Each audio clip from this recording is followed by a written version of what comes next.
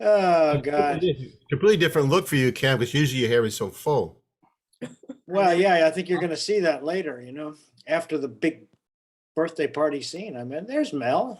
Hi, Mel. Hey, Hello. Mel. How are you? Happy New Year. happy New Bill and Year. I aren't doing the bungalow anymore. We're doing Doubt. What's that? Bill and I aren't doing the bungalow anymore. We're doing Doubt. Okay, you're doing the sister, the young sister. Is that it? Okay. St. James, yeah. Sure, absolutely. That's good. Sister St. James, yes. That's good. Sounds great. First of all, I want to say, please take me out of that telephone chain. Please take me out of that telephone chain. I mean, it's nice to know what you guys are doing, but I just assume Not no. not know. Oh, I think it was just started for New Year's, sir. Well, actually, it started it- from me, but at some point when it was Thanksgiving Day, I sent it to congratulations Yeah. to everyone. Yeah. But then when I took your name off, Yeah.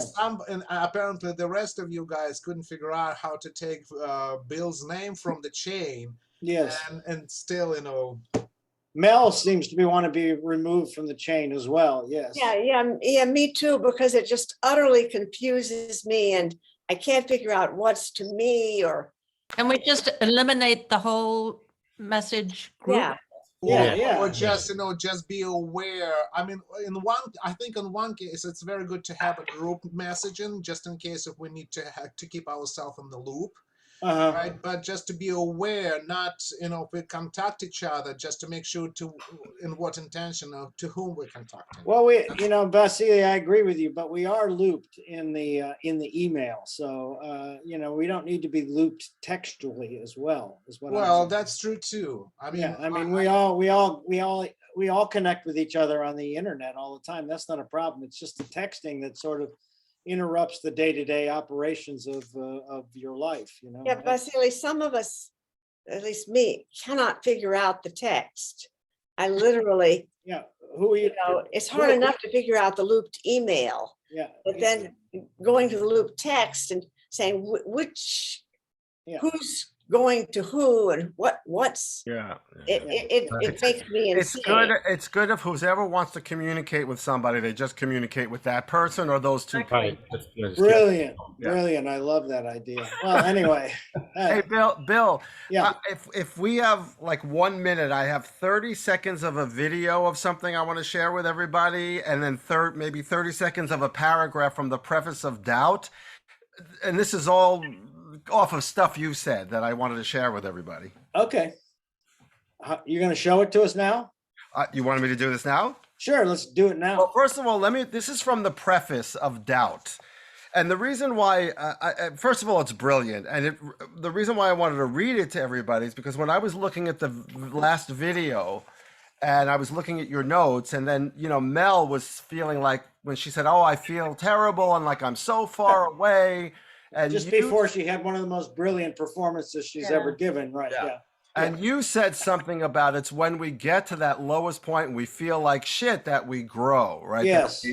And so this is what John Patrick Shanley said about Doubt. Of course, he's talking about the play, but this was really brilliant. So first he says, "It is doubt, so often experienced initially as weakness, that changes things. When a man feels unsteady, when he falters, when hard-won knowledge evaporates before his eyes, he's on the verge of growth." Okay.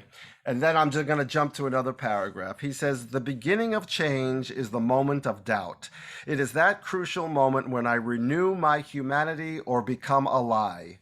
Doubt requires more courage than conviction does and more energy because conviction is a resting place and doubt is infinite. It is a passionate exercise." Beautifully said. The guy can write, what can you say? Yeah. Yeah. It's really good. That's really true. It's very true. If you're feeling like shit about your work, it's generally an indication that a good change is about to come your way. So, I thought, Mel's sort of meltdown last week before her her performance was absolutely proposed. And it's always, I hope you guys realize that that after working with you for the length of time that we've been together, I know you all pretty well by now. You know, I know the depth of what you're capable of. And I want to always get to that point where you're surprising me with a new depth. And so I'm not reluctantly, happily trying to push you in that direction every time. So I just, you know, please do not ever be afraid to voice the frustrations that you're feeling. I want that, all of you, from all of you all the time. And I think, you know, we all support that. And the great part about it is that we can have sort of a meltdown in front of everybody else because we've all been together so long and seeing each other have their own meltdowns in their own particular way. So anyway, I just want to say how encouraging it was. And did you watch the playback, Mel? I didn't dare, Bill. I did not dare. I'm not telling a lie. I didn't dare. I don't want You to don't want look at to, it and say, this is the way, you know, lock it in. This is the Yeah. way you have to do it. So I didn't, on purpose. I didn't. well, let me just say that first of all, I don't think you're capable of locking in a performance because of all the work that I've seen you do and all the things that I've been emphasizing with you over the past few years. So I don't think you're capable of doing that. And all I want you to do, would want you to do is to not say that that's the performance, is to notice the difference, from the previous, is to note that when you think you've reached the end of your rope, there's a lot more rope. Yeah. You know, and that only for that reason, not to say, not ever. I hope you guys realize that I don't encourage you to watch the playbacks to say that, yes, I finally got it. It's always, I'm encouraging you to try to see the difference in how you progress. And that's all, you know, and just say, okay. And it's not to say, oh, I have to do that again. It's like to say, okay, I'm moving in I see that I'm moving in a direction. I see that I'm moving in the right direction. Beyond that, I think it's useless, you know, but for that one particular reason, that's why I like Zoom. Okay. I'll go and look at it. Yeah, just for that. And don't ever think that it's the performance, you know, that you should always aspire to. It's just noticing the difference in how much more you had. And you go, yeah, fuck, shit, Bill was right. I did have more. I know you were right. Yeah. Well, you could feel it, right, Mel? You could Yeah. feel it internally. God, right? yeah. Oh, Right. yes. Yeah, and that's the key to it, is never feeling that you did a good performance externally. In other words, that you did the performance and you felt that you were good because you saw yourself being good. That's never an accurate it's usually a barometer that you did not perform very well. It's when you don't have any idea of what the visual result of what you did was, yet you knew you started at a certain point, you ended at a certain point, but you didn't really understand what happened to get you to those 2 points. That's the barometer of a really good performance, because then you're really in it. You know, it's great. It's great. And that's, you know, that's why I encourage you guys to screw up so much. I love it. You always screw up when you're really in the right place. So it's great. So, okay. I just had this 30-second video. Can I show you this? Yeah. I've been waiting. I've been killing time in anticipation. Okay.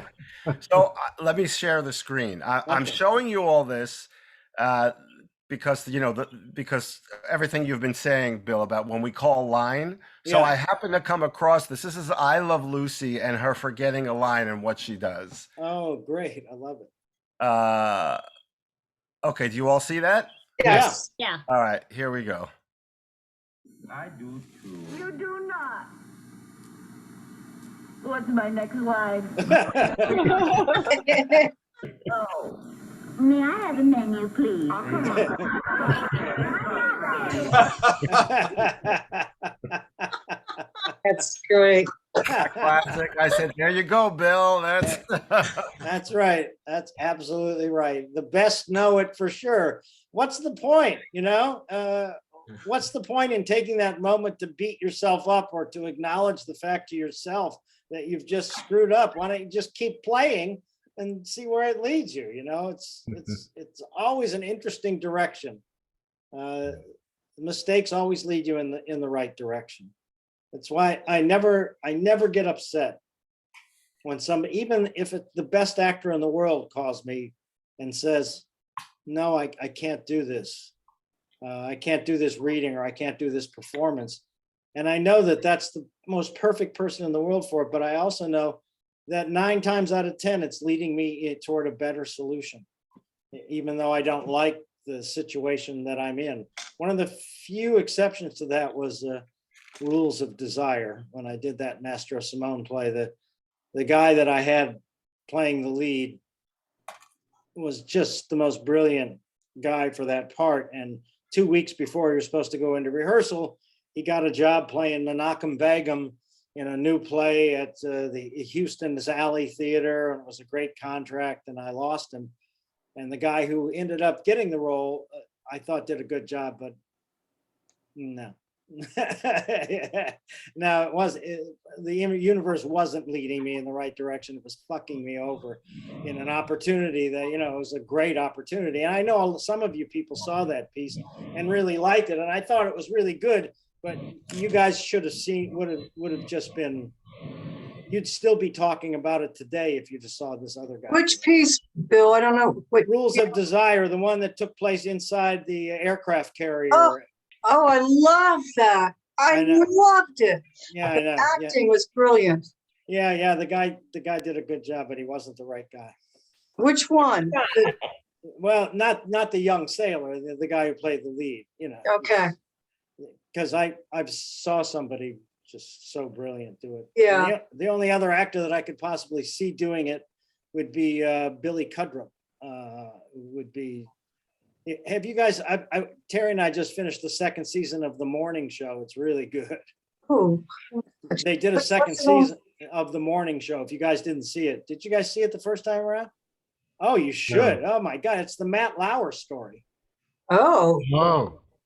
It's it's a metaphor for the Matt Lauer story, and they did 1 season and won all these awards, and so they did another season, and I think they're going to do a 3rd season. But this guy Billy Cudrup plays one of the leads, and he absolutely the most brilliant performance I've seen on TV in a long time. What is it on Netflix or something? No, it's on Apple TV. I'll have Apple TV. Yeah, we didn't have it for the longest time, and then for some reason we got it as a bonus for doing something else, and so we've been able to see it. And Terry's daughter's new show that's going to be coming out in the spring that she has the lead in is going to be on Apple TV too. Oh. So we were going to have to get it. So anyway, all right. Thank you for showing me that short video, John. Thank you so much for what do you say? Sharing. Yeah, it gives me gives my ideas verification, and also makes me smile to know that I'm not the first person to figure that out. I love that. Okay, all right. So Mel, what are you up to tonight? What are you doing tonight? Well, the scene with John and Yes. Dow. Yeah. Cam and I are working on I hope we can do this Oh, tonight. yeah. Because it's the funny piece, the Noel Coward piece. Oh, good. Yeah. And this would be a first work on it. We were gonna get to it. It was the last thing we were gonna get to last. No, it was class. me and Anj. Me and Anj were the last thing. You and Anj. Okay, so Well, maybe you guys too. And John and I also. John and you were doing what? Beyond therapy. We're supposed to do the last run of our Beyond Therapies. Okay. But Good. there's And- one more thing that I'd Yes. like to work on, and that's with Cindy and Sister Aloysius and Sister James. And you want to do a first read of that, right? Yeah. Okay. And Rob, what are you up to? Well, I'm doing the scene with I'm not Rappaport, with Anj, and then with Cindy. I mean, that's Cindy, Cam. The Yeah, party. the birthday party. Great, Yeah. good. And so Anj, you're just doing scenes with everybody, right? Yeah, I have one with Cam and also with Vasily and the other 2 people. Okay, well, I'm gonna do the best to get you up as much. Vasily, what about you? Yeah, that's what just Anj said that we have What scene are you and Anj doing? Beyond Therapy, between. Oh yeah, we were gonna start that, right? Yeah. Okay, And great. the other one is Angels in America with Cindy, Fry, and Hopper. Yeah. Okay, yeah, well, Okay, we'll do what we can. John, and you're just with Mel, and you're with I'm with Mel and Oh. Ange, and then Cindy and I are doing the other Beyond Therapy scene with Bruce's therapist. Yeah. Okay, all right. So let's start with this Didn't short. have me. Well, because I heard you in the other mix. Okay, Cam, do you have Okay. any other? Do you have any other special? I'm doing birthday party but birthday party we cut because you had said that if we cut scenes and did a shorter part, there was a good chance you could work with us. So we Well, cut it yeah, I can do in more half. I can do more for you once you're off book. Okay, we're virtually off book, not completely, but virtually. So, and in fact, I sent Cindy a script. Oh, So you did? Okay. Okay, I so, just sent it. okay, Good. good. I'll look at it later. Yes, John. Let me get up. Ange, I just want to say when Mel and I do Doubt, can you stay on book again for that scene? Yes, do I have it? I don't know if I have it. Okay, well, If she I does sent not, it to you last time, Okay, all right, so 2 weeks I'll ago. an go email. into my email right now and see if okay. I have it too, if Ange can't find it. Okay, He sent me the whole thing though. all righty then. Let's get rolling here. We got a lot of shit to do here. So let's start out with Anj and Rob. Okay, All right. Mel, if you can just send it to me again. Sure. Okay, let me Or do get, you want me just to do it? Either way. hold on, Rob, okay. Just a second. Okay. Just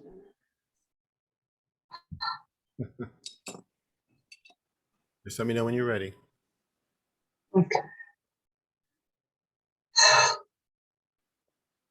I'm ready. Okay. Look at you. Look what you've become. Queen of the condominiums. Peasant skirts for $200. Betrayer of your namesake. Goddamn name. Clara Lemlick, who stood for something. You gave me the name. I had no choice. Clara Lemlick, who stood for something and stood up for it. Oh, we're rolling now. Cooper Union, November 1909. You're only 8. I'm only 8. The shirtwaist makers are there, thousands of them. You're standing in the back with your father. I'm standing in the back with my father. He holds me up so I can see. A meeting has been called to protest conditions. Gomper speaks and Mary Dreyer, Pankin and Meyer London. All speak well and with passion, but none with the courage to call a general strike. All speak of the bosses who value property above life and profits above people, but all speak with caution.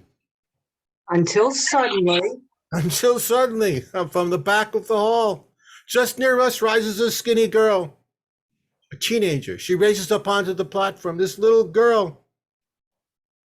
She raises up unafraid among the great ones. She shouts in Yiddish to the thousands, this girl with the power of inspiration. This girl is Clara Lemlick. I am a working girl, one of those striking against intolerable conditions. I am tired of listening to speakers. I offer a resolution that a general strike be called now. A moment of shock, and then the crowd screams, feet pound the floor. The chairman, Feigenbaum, calls for a second. The thousands cry second in one voice. Feigenbaum trembles, he shouts to the hall, do you mean this in good faith? Will you take the Jewish oath? 3,000, his hands are raised. My father is holding me up. His hands are not free. Raise your hand, boy, raise your hand for us, and I will say the oath. My hand goes up. I feel his heart beating at my back as my father, with the thousands, chants the solemn oath. If I turn traitor to the cause I now pledge, may this hand wither from the arm I raise. Again, there is silence in the hall. and then Feigenbaum shouts, And Feigenbaum shouts, a general strike has been called. 32 years later, December 41, Roosevelt vows vengeance upon the fascists. And the next day you are born with a powerful scream at Kings County Hospital.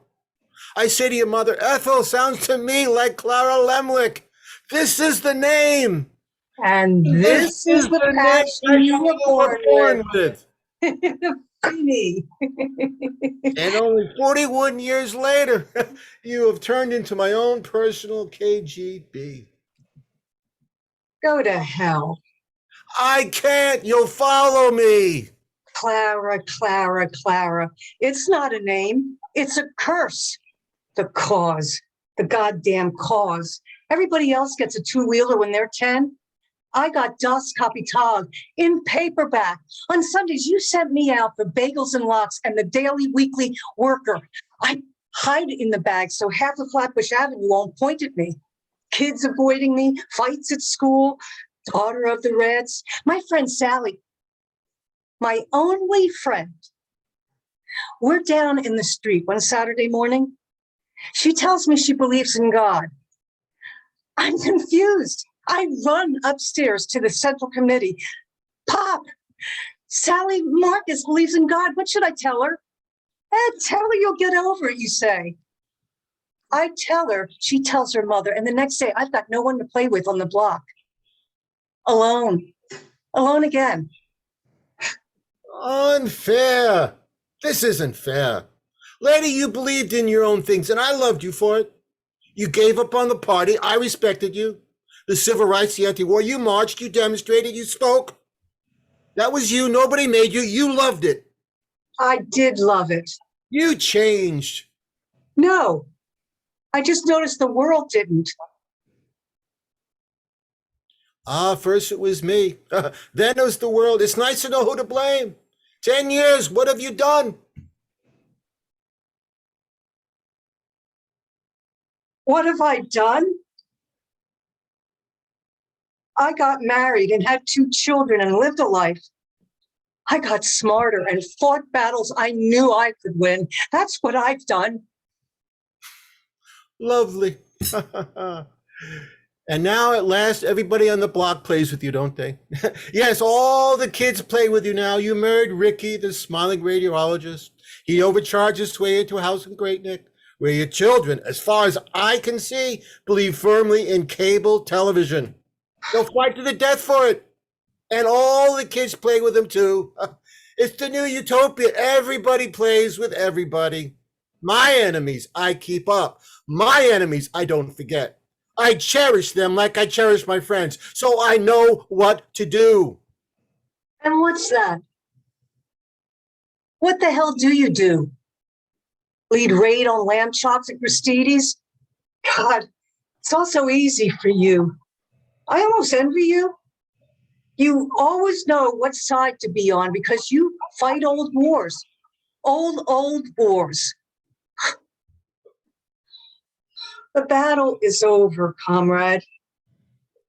Didn't you notice? Nothing's happened. Nothing's changed. And your masses. Have you checked out your beloved masses lately? They don't give a crap. Are you listening? That's it. Nice.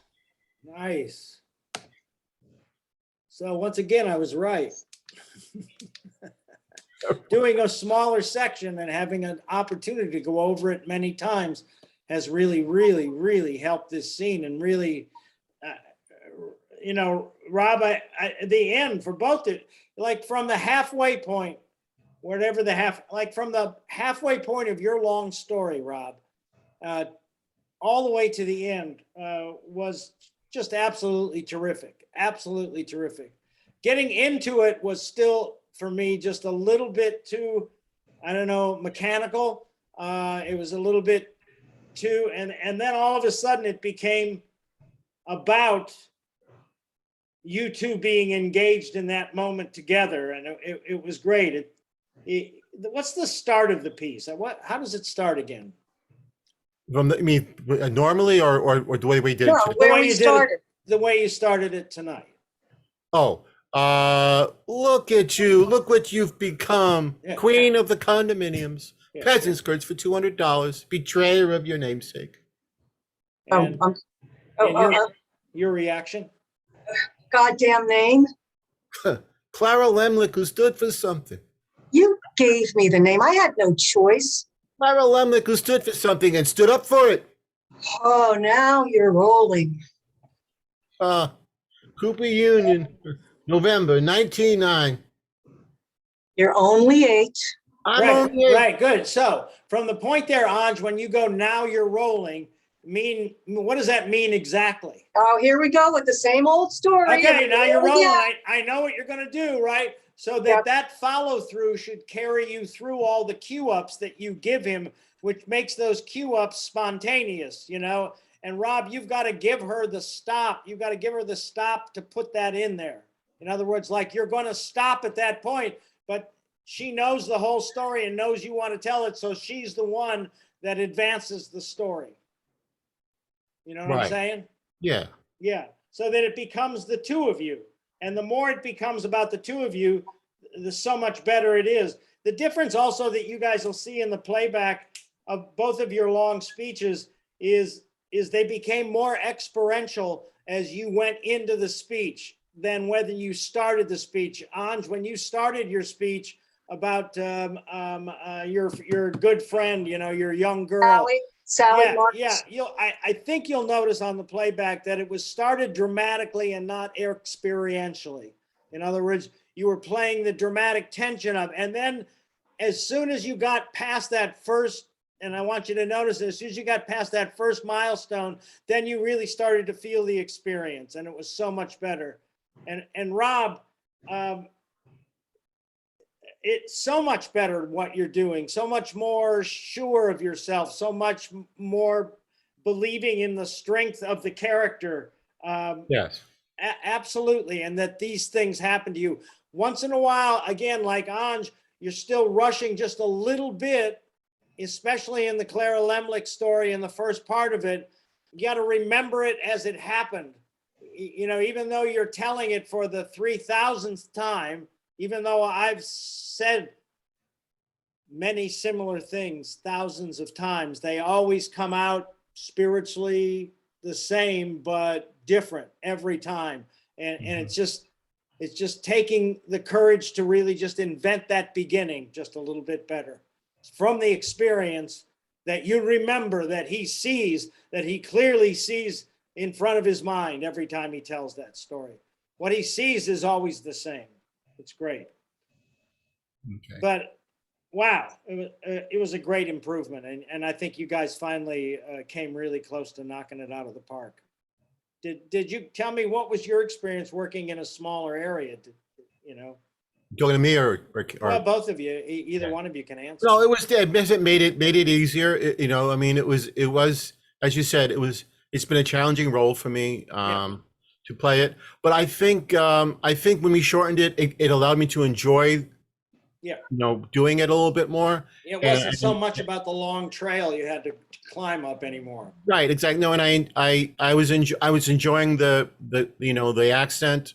I Right. tried to focus on enjoying the accent rather than, I admit at the beginning I did feel a little stiff. I needed to get warmed up. Yep, that's what happened. That's what happened. Absolutely. I just needed to get warmed up. So I was feeling a little tense about getting it right because I've been getting it wrong for so long. Good, and I just want to bring it out to you for bringing this out to you is not getting it right, getting connected. You know, there's never right, you know. Right, getting it right is just the wrong thing to say. Gotcha, I gotcha. I'm trying to get connected, right? Right. Okay, thank you. That's a good note. Yeah, well, it's good that you use the language that you want to achieve your improvement by, rather than sticking with language that you're used to, right? I'm not trying to I'm never going to try to get it right. I'm always going to try to connect on a deeper level, and in that way, something different will happen. But it's not right or wrong. It's not right or wrong. It's just different each time. Once you change your language that way, and most of you already have, you'll see a dramatic improvement in everything that you're doing. Congratulations, you guys. Nice work. Thanks. Really, really good. Come on back, everybody.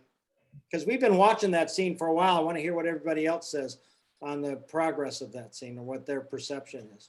Anybody want to say anything? I'll take I think that. it as- flowed Just better. go John? ahead, Cindy. No, I think it flowed better. Float, okay. Yeah. Yeah. You know Was it- what? I feel like I'm fucking going backwards. I really feel like I'm not making any progress. I feel like I've like taken 20 steps back. I feel like I'm not getting it.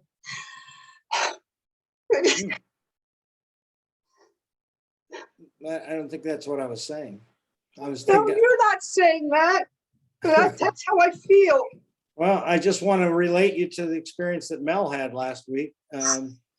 And say that what you are on is you're one step away from completely understanding it. I mean, the progress you've made has been astounding in the class. So, but the hardest step and the biggest step for anyone to take in their progression is that these ideas become your initial instinct every time. And that's how close you are to that, Anj. And that's why you're feeling the frustration is, your frustration is that when you look back on what I told you, you went, yeah, why didn't I do that? Why didn't I think of the experiential thing as my very first thought? Well, that's how close you are to actually doing it. That's what I'm saying is because you went back usually when you knock the domino over in the wrong direction and when you start something over, it creates a flow that creates a direction that becomes misguided all the way through. But that isn't what happened with you. And that isn't what happened with Rob. What happened with you and Rob was that you started out dramatically and you ended up experientially. You know, that came from a knowledge that you guys have begun to really understand on a deeper level. That's all I can tell you is that half of that, more than half of that, I think was terrific work. It was just the beginning, the launch. And maybe you're pissed because you've been focusing on the launch and you feel frustrated because you didn't hit it. I don't know. Well, I just feel like when am I ever going to stop over dramatizing? I know that's one of my bad things, my bad habits, and I can't stand it. I hate it, and I don't know why it happens. Well, I think you have to look at it this way, Anj, is you have to look at that as an advantage. In other words, one of the hardest actor for me to teach is somebody who doesn't understand dramatics. That's the hardest actor for me. It's hard for me to teach somebody who doesn't have a concept of dramatics how to have that. That's the hardest thing. You have that. And so what I'm saying to you is that you've always got to assume that you have that and always think of the experience first and always make that your first thought. And you are so doing that and you just did it. But I'm just saying, I'm here to point out the fact that I want to see that launched from the very beginning. And that's all that happened there. It was the best work for both of you on this scene.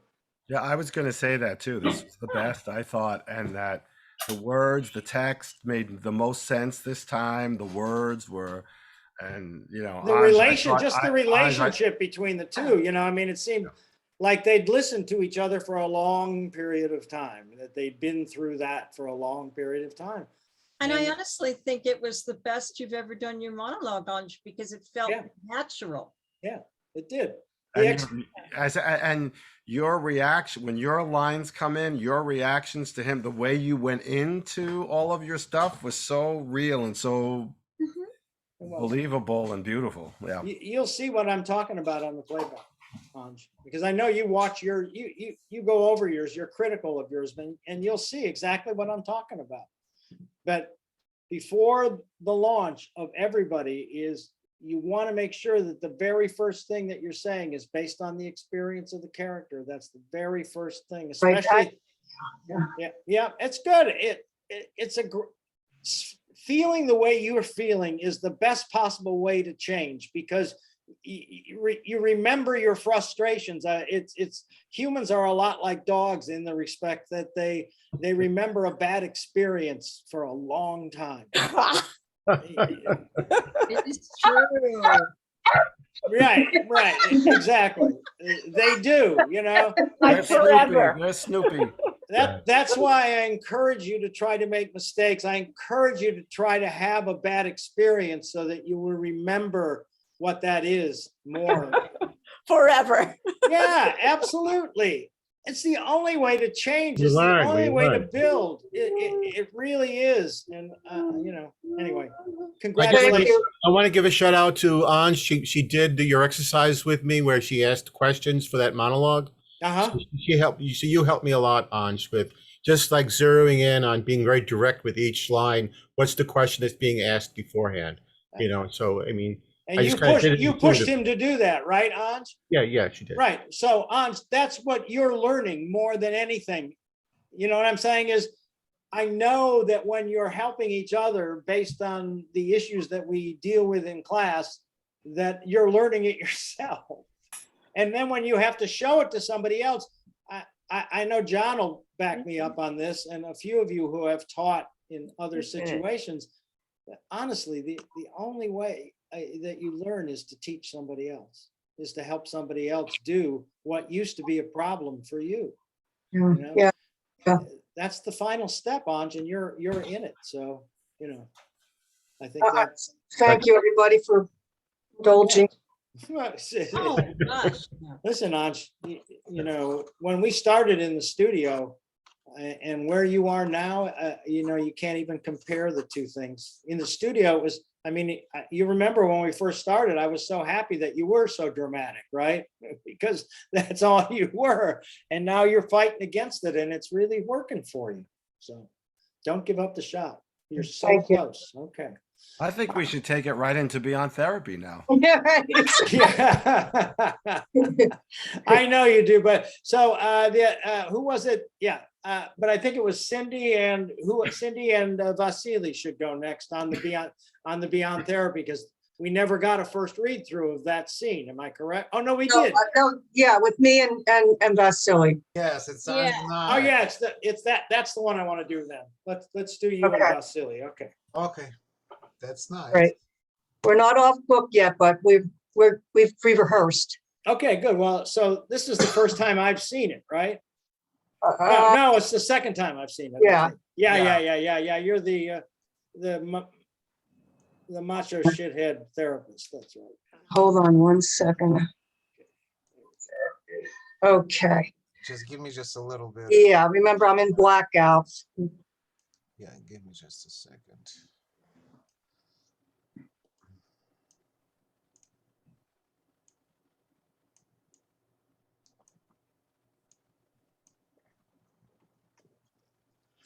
Okay.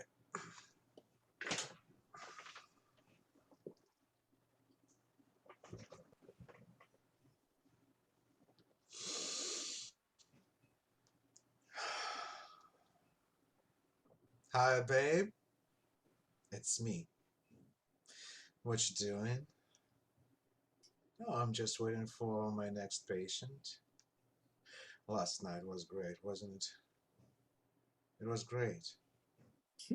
What? So quickly. What is it with you women?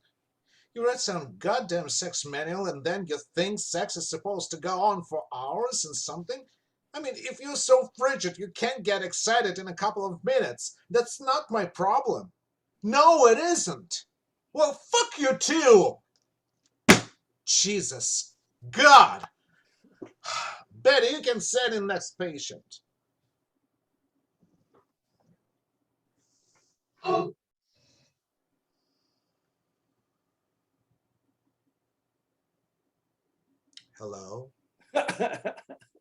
Hello.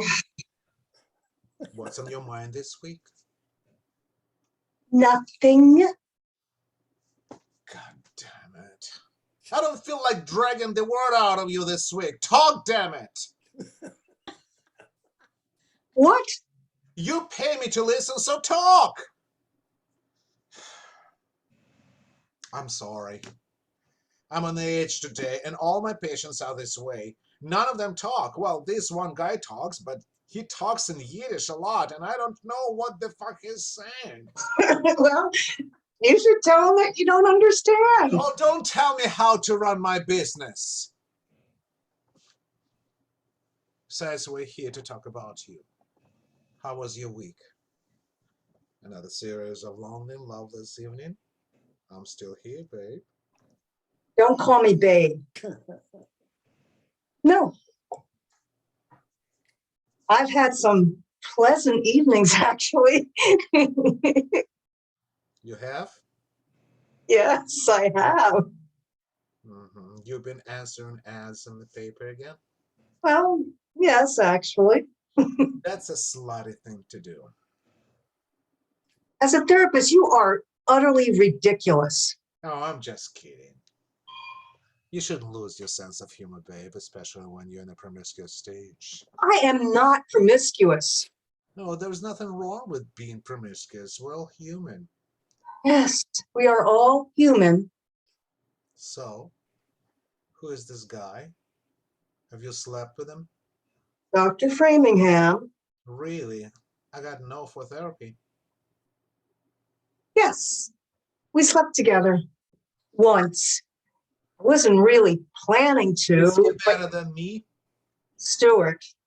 No, really. You like him better. Tell me. Yes, I did. Much better. I suppose he took his time. I suppose he lasted just hours. That's sick.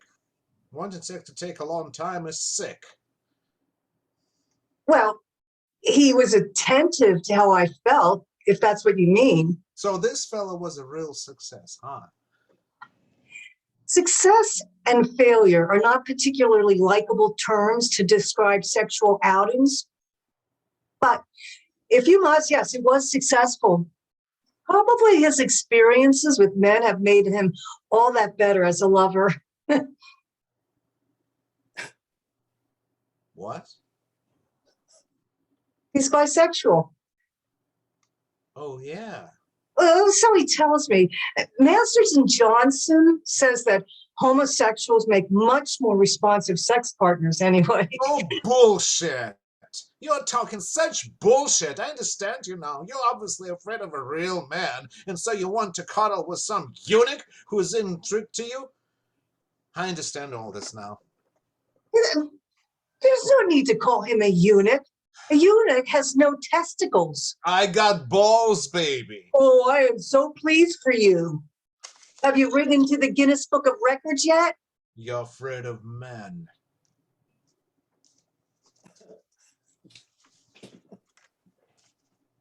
I don't like. Oh, I'm sorry, it's you. I am not afraid of men. Rather, I don't like men when they are idiotic and boorish, is what you are. You're a fag hag. Look, I admit I find this man's supposed sexuality confusing, and I don't quite believe it. And I also think he's probably an emotional and intellectual nut, but so far his competition for my interest is almost non-existent. What are my options? A 2-minute roll in the hay with you where you make no distinction between sexual intercourse and push-ups, and then a happy evening of admiring your underarm hair and your belt buckles? What are you writing? I'd like to give this patient electroshock therapy. I'd like to put this patient in a clothes dry until her hair falls out.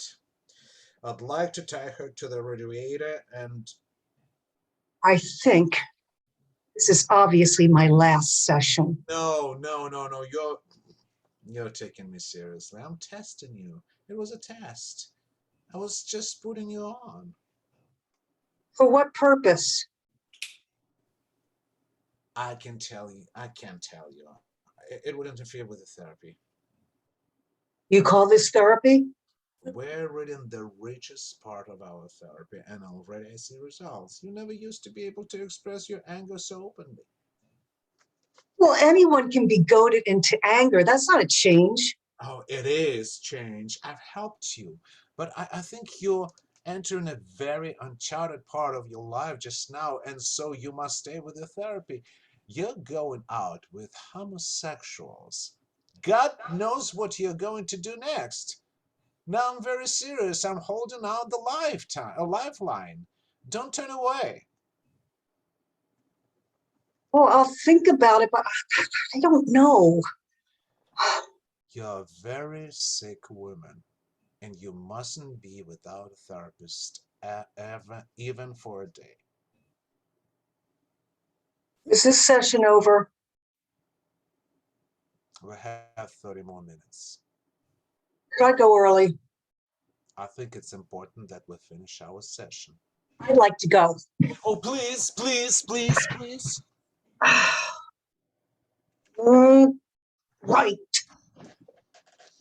Right, for God's sake.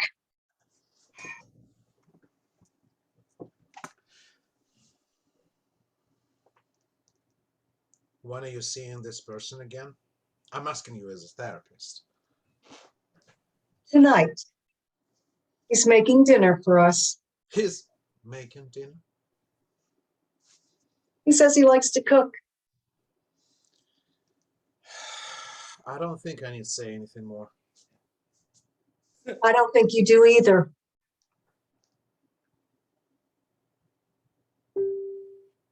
See him. Good. All right, good. You know, you guys are coming along with this really nicely, really nicely.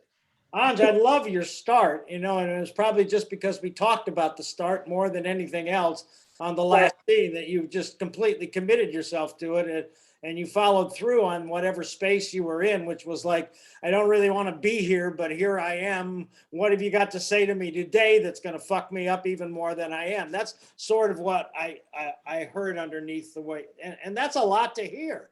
So I just want to say, yay, that was great. Thank you. Good, Vasily, you know, for the first time, and you know, maybe this has been obvious to the two of you and everybody else, but for the first time, I realized that he's just jealous of her. He really wants to be her man, you know, and he's just coming off this horrible phone call with another woman that he has, and the biggest thing that the woman says that bothers him is, you have a response so quickly. You mean, in other words, that's everything's going fine until you hear her say, well, yeah, I guess the sex was all right, but it went kind of quick. It went a little quickly. So quickly? What, you know, that, so that surprise, that disbelief that it's never your fault, you know, takes you right into having gotten this bad experience from the phone call, makes you even more possessive of her in the context of your therapy session, because obviously in Christopher Durang's world, your needs are more important than her needs. That's the only way Christopher Durang works. Right. Mm-hmm. And so you've got to make that insult that the woman on the telephone gave you, you got to sort of hang into that and use whatever energy that is to be just so, well, I'm not going to lose you. I mean, why, you know, right? And then the big moment for you obviously comes when she tells you that she's seeing a bisexual guy and she likes him better than you. She likes a guy who's half a fairy and half a man better than you, right? I'm just thinking in how he thinks, right? Because you've got to totally think in this misogynistic way, which is, you know, a bit odd for you, obviously. But I think that's the key to making that work for yourself. On the edge today, is that your line, Anj? No, I think that's No, Vasily's. it's mine. It's mine. Yeah, When I yeah. said- Yeah, I'm on the edge today is that's directly relating to the phone call that you just hung up from. Right. Which is why I'm saying you got to hold on to that energy. I mean, you got to try to turn it around into your first couple of words during her therapy session, but you can't let go of that frustration that you're feeling because you were insulted. Your manliness was insulted by the fact that she thought your sex was okay, but it was too quick, you know.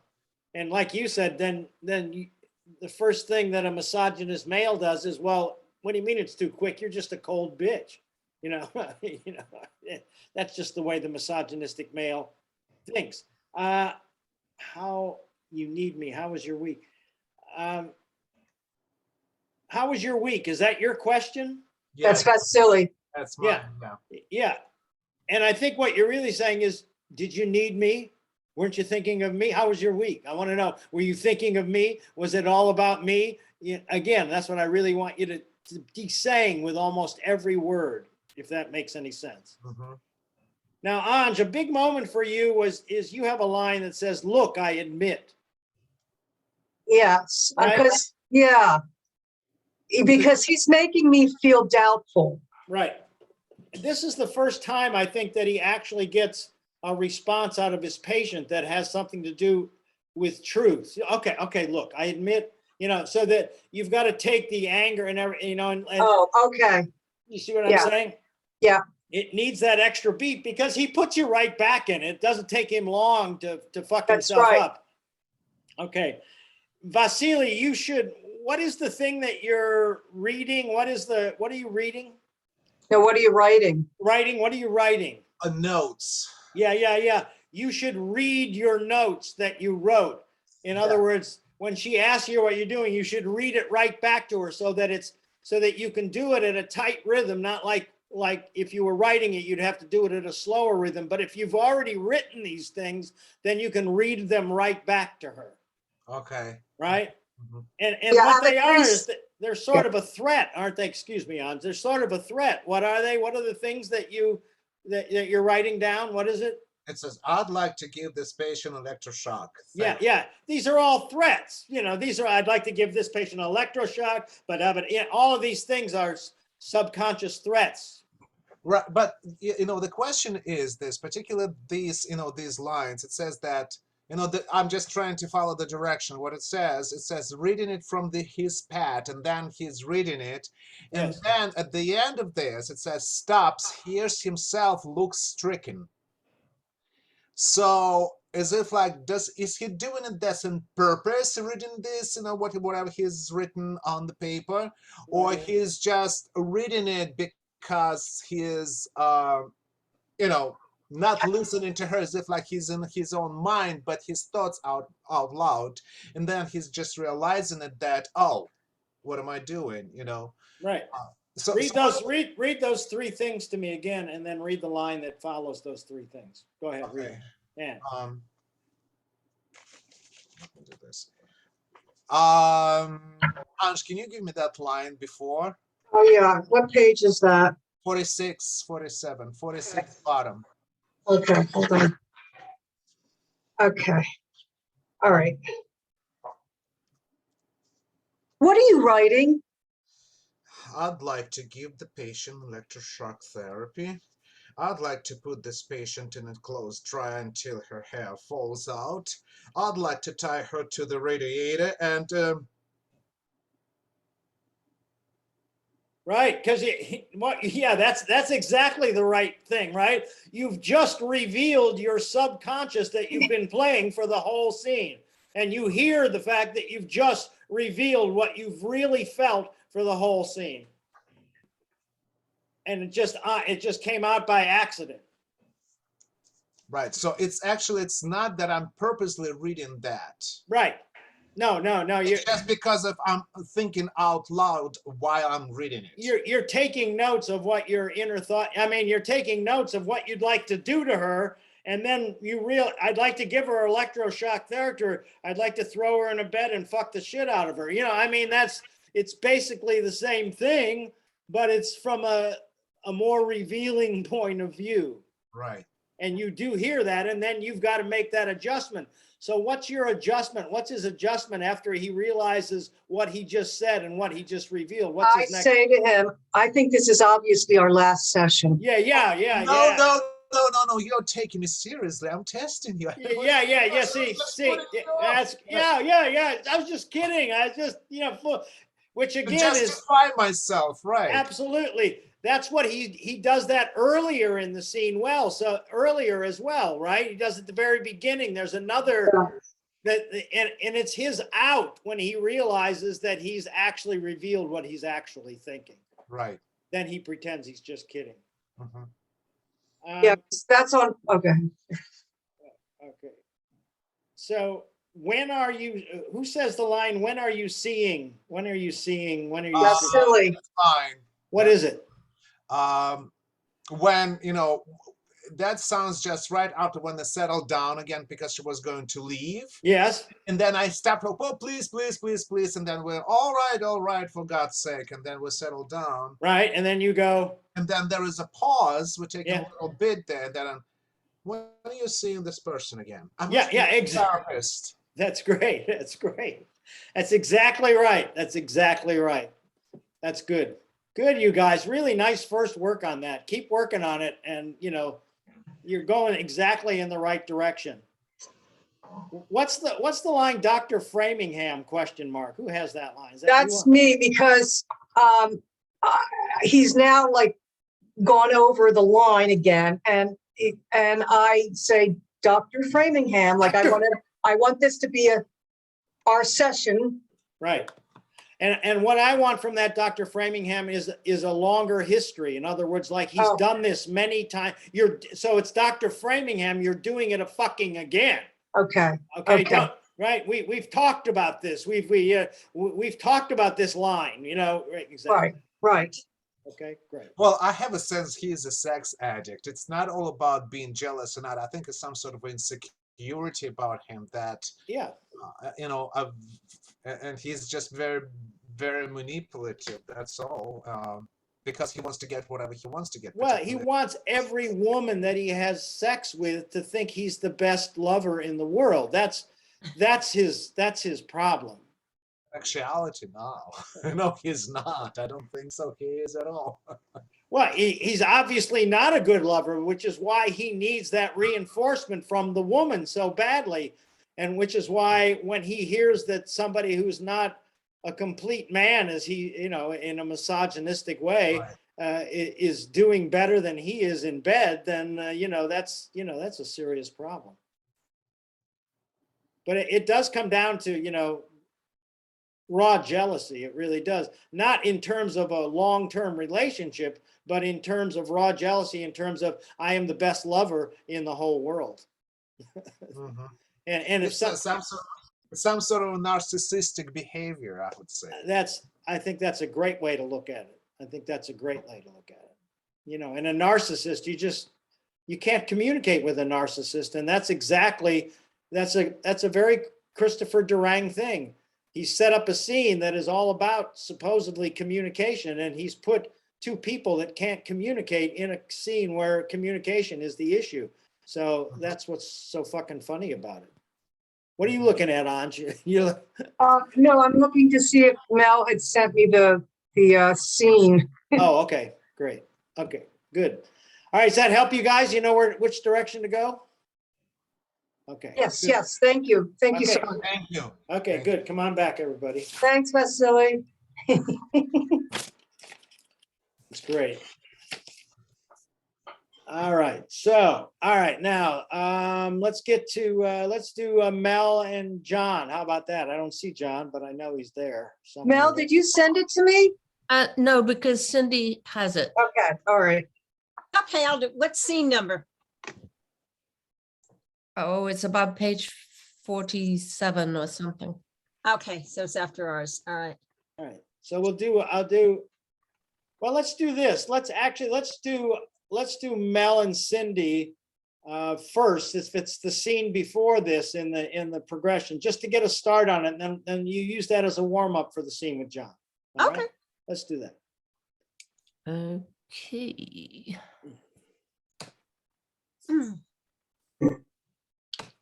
This takes place out in the courtyard, doesn't it, of the church? Am I right? Okay. Yes. That's right. Okay, that's what I thought. All right, anytime you're ready. First time through. Good afternoon, sister. Hang on. Okay. One more time. Okay. Good afternoon, sister. Good afternoon, Sister James. Mr. McGinn pruned this bush, which was the right thing to do, but he neglected to protect it from the frost. Have we had a frost? When it comes, it'll be too late. Oh, you know about gardening. A little. Where's your class? The girls are having music. And the boys? Well, they're in the rectory. With Father Flynn. Yes, he's giving them a talk On what subject? on how to be a man. Well, if sisters were permitted in the rectory, I would be interested to hear the talk. I don't know how to be a man. I would like to know what's involved. Have you ever given the girls a talk on how to be a woman? No, I wouldn't be competent. Why not? I just don't think I would. I took my vows at the beginning, at the beginning. The founder of our order, the Blessed Mother Seton, was married and had 5 children before embarking on her vows. I've often wondered how she managed so much in one life. Life perhaps is longer than you think and dictates of the soul more numerous. I was married. You were? Mm-hmm. You could at least hide your astonishment. No. When one takes on the habit, one must close the door on secular things. My husband died in the war against Adolf Hitler. Really? Excuse me, sister. But I'm like you. I'm not sure I would feel competent to lecture tittering girls on the subject of womanhood. I don't come into this garden often. What is it? 40 feet across? The convent here, the rectory there. We might as well be separated by the Atlantic Ocean. I used to potter around out here, but Monsignor Benedict does his reverie at quixotic times, and we're rightly discouraged from crossing paths with priests unattended. He's 79, but nevertheless. The Monsignor is very good, isn't he? Yes, but he's oblivious. To what? I don't believe he knows who's president of the United States. I mean, in no disrespect, of course, it's just that he's otherworldly in the extreme. Is it that he's innocent, Sister Aloysius? Oh, you have a slyness at work, Sister James. Be careful of it. How's your class? How's Donald Muller? Oh, he's 13th in class. I know. That's sufficient. Is he being accepted? He has no friends. Yeah, that would be a lot to expect after only 2 months. Has anyone hit him? No. Someone will. And when it happens, send them right down to me. Well, I'm not so sure anyone will. There is a statue of St. Patrick on one side of the church altar and a statue of St. Anthony on the other. This parish serves Irish and Italian families. Someone will hit Donald Muller. He has a protector. Who? Father Flynn. What? Well, he's taken an interest since Donald went on the altar boys. I thought I should tell you. I told you to come to me, but I hoped you never would. Maybe I shouldn't have. I knew once you did, something would be set in motion. So it's happened. What? Oh, no, I'm not telling you that. I'm not even certain what you mean. Yes, you are. I've been trying to become more cold in my thinking, as you suggested. But I feel as if I've lost my way a little, Sister Aloysius. I had the most terrible dream last night. I want to be guided by you and responsible to the children, but I want my peace of mind. I must tell you, I have been longing for the return of my peace of mind. You may not have it. It is not your place to be complacent. That's for the children. That's what we give them. I think I'm starting to understand you a little, but it's so unsettling to look at things and people with suspicion. It feels as if I'm less close to God. When you take a step to address wrongdoing, you're taking a step away from God, but in his service. Dealing with such matters is hard and thankless work. Well, I've become more reserved in class. I feel separated from the children, That's as it should be. but I feel wrong. And about this other matter, I don't have any evidence. I'm not at all certain that anything's happened. Well, we can't wait for that. But what if it's nothing? Then it's nothing. I wouldn't mind being wrong, but I doubt that I am. Then what's to be done? I don't know. You'll know what to do. I don't know what to do. There are parameters which protect him and hinder me. But he can't be safe if it's established. I doubt he could recover from the shame. What have you seen? I don't know. What have you seen? He took Donald to the rectory. What for? A talk. Alone? Yes, When? a week ago. Why didn't you tell me? I didn't think there was anything wrong with it. It never came into my mind that there could be anything wrong. Of all the children, Donald Muller. I suppose it makes sense. How does it make sense? He's isolated. The little sheep lagging behind is the one the wolf goes for. But I don't know that anything's wrong. Our first Negro student. I thought there'd be fighting, a parent or two to deal with. I should have foreseen this possibility. How could you imagine it? It's my job to outshine the fox in his cleverness. That's my job. Maybe it's nothing. Then why do you look like you've seen the devil? Well, it's just the way the boy acted when he came back to class. He said something? No, it was his expression. He looked frightened and he put his head on the desk in the most peculiar way. And one other thing. I think there was alcohol on his breath. There was alcohol on his breath. 8 years ago at St. Boniface, we had a priest who had to be stopped. But I had Monsignor Scully then, whom I could rely on. Here, there's no man I can go to, and men run everything. We're going to have to stop him ourselves. Can't you just report your suspicions?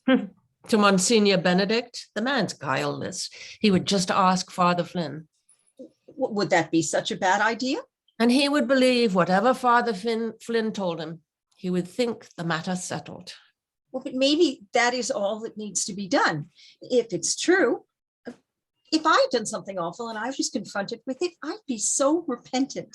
Sister James, my dear, you must try to imagine a very different kind of person than yourself. A man who would do this has already denied a great deal. If I tell the Monsignor and he's satisfied with Father Flynn's rebuttal, the matter is suppressed. Well, then tell the bishop. The hierarchy of the church does not permit me going to the bishop.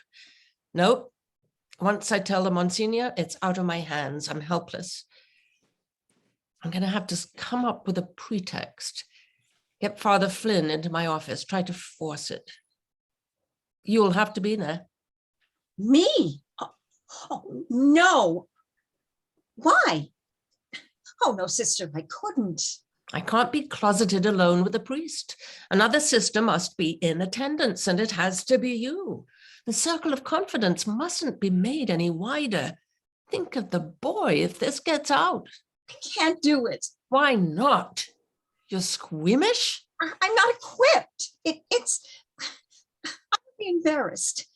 I couldn't possibly be present if the topic were spoken of. Please, sister, do not indulge yourself in witless adolescent scruples. I assure you, I would prefer a more seasoned confederate, but you are the one who came to me. You told me to. Would you rather leave the boy to be exploited? And don't think this will be the only story. If you close your eyes, you will be party to all that comes after. But you're supposed to tell the Monsignor.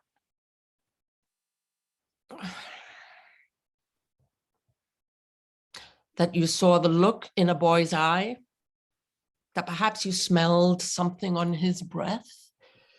Monsignor Benedict thinks the sun rises and sets on Father Flynn.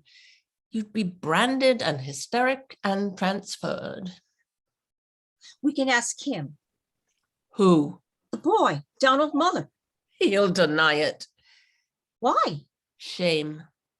Oh, you can't know that. And if he does point the finger, how do you think that will be received in this community? A black child? I'm going to have to think this through. And then I'm going to invite Father Flynn to my office on an unrelated matter. And you will be there. What good can I do? Aside from the unacceptability of a priest and nun being alone, I need a witness. To what? Well, he may tell the truth and lie afterward. Oh, the boys are coming out of the rectory. They look happy enough. They look smug, like they have a secret. There he is. If I could, Sister James, I would certainly choose to live in innocence. But innocence can only be wisdom in a world without evil. Situations arise and we are confronted with wrongdoing and the need to act. I have to take the boys up to class. Well, go then, take them. I will be talking to you. Great. So the pretext you invent is having Donald's mother show up, right? That's the pretext you invent to get him, right? That's great. Good, you guys. Good start for both of you. Two things that I want you to focus on, obviously, that involve the very beginning of the scene and why they're out there. In other words, for you, Cindy, is the character states what's going on with her emotionally that she has no control over. And you know what that is? What's going on emotionally? She says, I don't have any peace of mind. She says that. Yeah, I have not figured that out yet. Right. So that's one thing that I want you to realize is that you don't have any peace of mind in the way that you're teaching, in the new way that you're teaching. You don't have any peace of mind, especially when she's around. When she's around you, she's the one who makes you doubt yourself. The reason that you like Father Flynn so much is because he would give you confidence. He would say positive things to you about what the students. So yeah, in the other scene, she says things like, "You're showing off in class." Right. And history is a waste of time and art is a waste of time and things that she likes. Right. Do you say you're more reserved now? You mentioned that later, right? So what you're trying to do to make yourself have more peace of mind, because you don't have any peace of mind, is you're trying to act more reserved, right? More like her, maybe. Yeah. It tried to be more steady, not be the emotional great human being that you are. I'm trying to be what you want me to be, not a great person, but a great teacher, a great watcher, a great shepherd. But that's what feels so odd to you. So just realize that your launch has got to be, you're out there. And if you're looking for peace of mind, that's why you're out in the garden area to begin with. Yeah. Right. Makes sense. So everything, right. And then what you're most afraid of, or what gives you the least confidence, shows up while you're in a place where you're trying to get peace. And so you have to couch yourself, because what Mel needs, the main thing Mel is doing here when she comes out, I think she see Mel, I would go under the premise that she sees her out alone in the garden, and that her purpose is to go out and groom her, No, Aloysius is there first. Yeah, she's already taking care of a bush. Pruning. Oh, she the is. She road. is. Oh, and then she comes along. Okay, Mhm. but that this is an opportunity to groom her, to let, because it really seems to me like the whole thing is about you're letting her in, you're setting up the political things, you're telling her that the main boss is oblivious. These are all things that are ruining the whole structure of what's going on. So what you're trying to do is to get her on the same sort of rebellious team that you belong to, the rebellious teams of the way things are supposed to be done, because then you come finally at a certain point, don't you say, no, we have to solve this ourselves? Don't you use the word ourselves? Mhm. So it's at that point that what I'm still in charge, but it's got to be both of us working together, so that the first half of the scene is sort of grooming her, sort of setting up what the problem is and suggesting these little things to her. Now she agrees with you, and now you say, okay, now the two of us have to get together, and now all of a sudden you're a team. And that's the part that really scares poor Cindy's character together. But she, for a second, she's sort of, getting on board, right? What's isolated? I have that circled here. What is isolated? Well, she said she feels separated from the students. Is that what you meant? Yeah, absolutely. Because of the way you're teaching, right? Absolutely. And it's interesting that she recognizes that in you, and she's trying, what do you do if you feel somebody has some knowledge and yet they feel like they're all alone? You go to try to befriend them as much as you possibly can, to try to do that. What's the slyness line that you have? I do not understand that line. That's the one line I really, you have a slyness at work. I'm only thinking that, this morning I looked through that. She says something about him. Is it because he's innocent? Doesn't sound sly to me. Well, I know that, but Yeah, Monsignor is very good, isn't he? Yes, but he's oblivious to what? And I think what I'm saying is that you know what he's oblivious to. You're just being sly here. You're not. And what I'm also saying is that realize that that's a common thing that you want her to have. There's a slyness in you. You would be a good team member. So you know what I'm saying, Mel, that's an encouraging thing. It's almost like making a little joke, but also making a note in your head that's good. Okay, good. All right. Yeah, I like Does that that. make more sense? Well, I think it adds to the sense. Yes. Yeah, exactly. And then I feel very much that that Aloysius is just, she's so annoyed by this nun who is just this namby-pamby little thing. Yeah. And Aloysius wishes it could be somebody else, but it isn't. Well, you even I've got to try to mold her, and I know it's going to be a dead end street, but I've got to try it. I've got to try it because she's all I've got. Absolutely. She's your only hope. You got to get to the inside, and she's your only path to the inside. And then she gives you a couple pieces, and then rightfully so, those are the most effective spots that you've got in the scene so far, is you jumping on that opportunity and going, which even makes her even more nervous. Right. There's a section, Mel, that you have about the Irish and the Italians. What is that? I love that line. So you've got the St. Patrick's on one side of the altar and St. Anthony's on the other. So you've got these two warring factions. And now into that, you've brought this Negro. Yeah. Someone will hit Donald Mother. Yeah, someone will hit. In other words, it's so obvious, it's sitting right in front of you during mass. Yes. It's like, it's so fucking obvious. That's my favorite line. What's your protector? What is that, Cindy? What is that? You say something about a protector? Yeah, he has a protector, meaning Donald is being protected by Father Flynn. Yeah, right. And what give me a couple lines before that. Give me that line and give me the line afterwards. Well, it's right after someone will hit him. Someone will, well, go from there You then. say someone will hit Donald Mueller. Yeah, have Mel read that and then you go into the. I don't know where we are, sorry. Tell us. Yeah, I'm tell us. looking. Bum, bum, bum, bum, bum. What have we seen?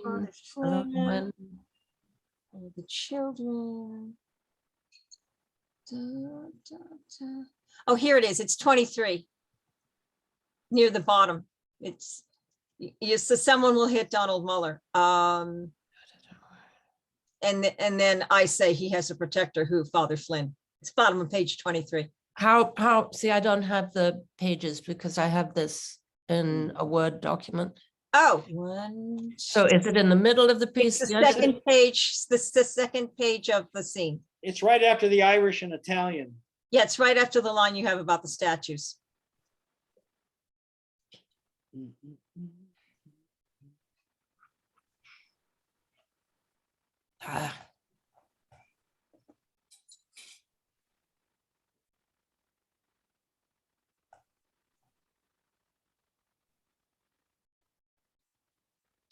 I'm sorry, I can't find it. That's all right, damn it.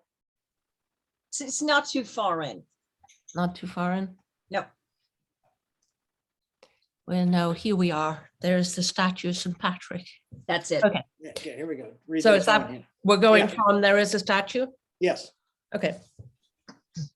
There is a statue of St. Patrick on one side of the church and of the one side of the church altar, and a statue of St. Anthony on the other. And this parish serves Irish and Italian families. Someone will hit Donald Mueller. He has a protector, Who? Father Flynn. What? So now I want to know, you say that completely innocently, like you don't have to worry. So your innocent response should be, don't worry about that. He has a protector. Yeah. Right. So that you innocently offer that piece of knowledge, right? Yes. As an immediate emotional reaction, not a thinking reaction, knowing what's going on, right? No. Okay, good. She thinks he just has somebody as a looking out for him and Right. doesn't think about what else he could be doing. Right. Here's another thing that I love that she uses, Mel, is she calls her, you're not much of a seasoned Confederate. Right? I mean,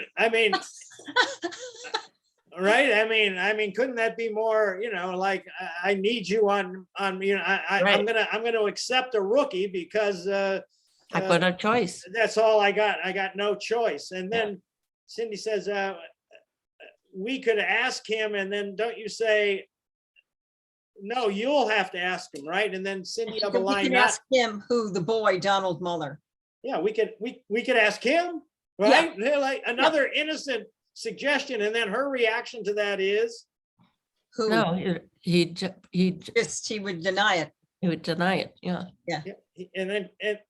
and then what goes on after that? And it's shame. He'll deny it. She says, why? And I say shame. Yeah, and this comes from your knowledge of how abusers work. Keep going.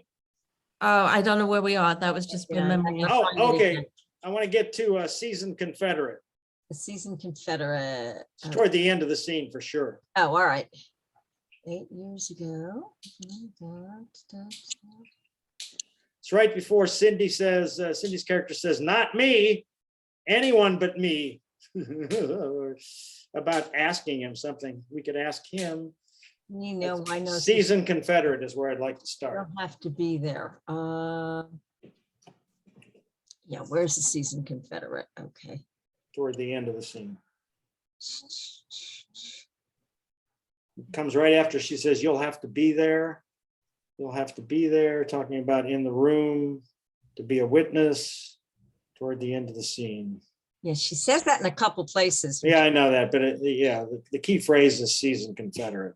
Yeah, I'm looking. And that, It's got to be in the last 10 or 20 lines of the scene. It has to be. I need a witness. Oh, here it is. I see it. Please, sister, do not indulge yourself in witless adolescent scruples. I got it. Good. Go from there. Right? Go from that same thing. Please, sister, put her in her place. Put your teammate in her place and go. Please, sister, do not indulge yourself in witless adolescent scruples. I assure you, I would prefer a more seasoned Confederate, but you're the one who came to me. You told me to. Would you rather leave the boy to be exploited? And don't think this will be the only story. If you close your eyes, you will be a party to all that comes after. Good. And you see how that's sort of a threat, Mel? In other Yeah. words, how that's putting her on edge. It's not just Yeah. telling her the rules. It's sort of threatening her into behaving the way you want her to behave. Keep going. Take that line again and keep going. Threatening. Would you rather leave the boy to be exploited? Oh, don't think this will be the only story. If you close your eyes, you will be party to what comes after. You're supposed to tell the Monsignor. That you saw a look in the boy's eye, that perhaps you smelled something on his breath. Monsignor Benedict thinks the sun rises and sets on Father Flynn. You'd be branded and hysteric and transferred. We can ask him. Who? The boy, Donald Muller. He'll deny it. Why? No. And again, that's got to be much more of a fact, Mel. No, he'll deny it. Yeah, you're wrong. Yeah, it's not just saying you're wrong. It's a deeper knowledge than that. Take that line again. Set her up, Cindy. The last line. Go. The boy, Donald Miller. No, go from we can ask him. We can ask him. Who? The boy, Donald Muller. He'll deny it. Why? Shame. Oh, you can't know that.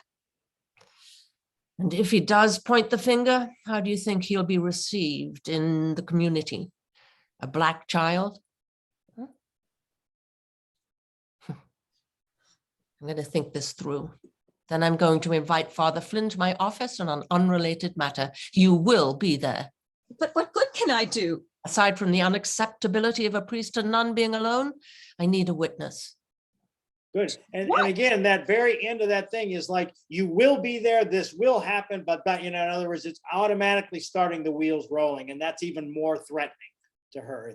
Okay, great. Yes. Great. I mean, Cindy, exactly. When you say we could ask him, it's like what you're really saying is anybody but me. We could ask him. Anything, get me out of this, right? Yeah. All of a sudden, you've just been signed up for the infantry and you didn't even know how to carry a gun before. So that's what I'm saying. That's what this scene is about. And you guys that's the direction you need to move. Make sense? Good. Yes. Great. Good work. Good start. Now let's go to this, to yours and John's scene in this. So you're all warmed up. You've already got her set up, and you know who's out in the hallway probably. Sister James is probably out in the hallway when he comes bursting in your office. Only you're not going to get what you want. All right, let's see where we are. Give me 1 second. Time's up. And do you want me on book for you guys? Yes, please. Yeah, somebody be on book. Okay. Hide this off.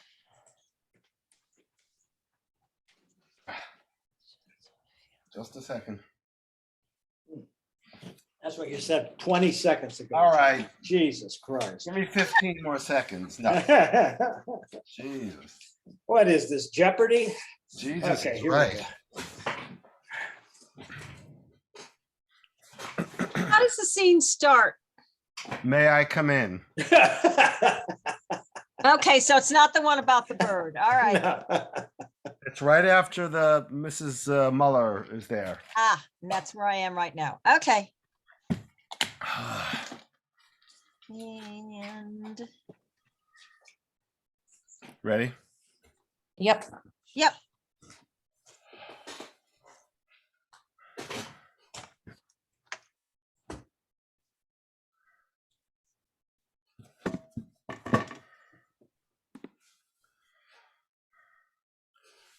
May I come in? We would need a third party. What was Donald's mother doing here? We were having a chat. About what? A third party is truly required, Father. No, sister, no third party. You and me. are due for a talk.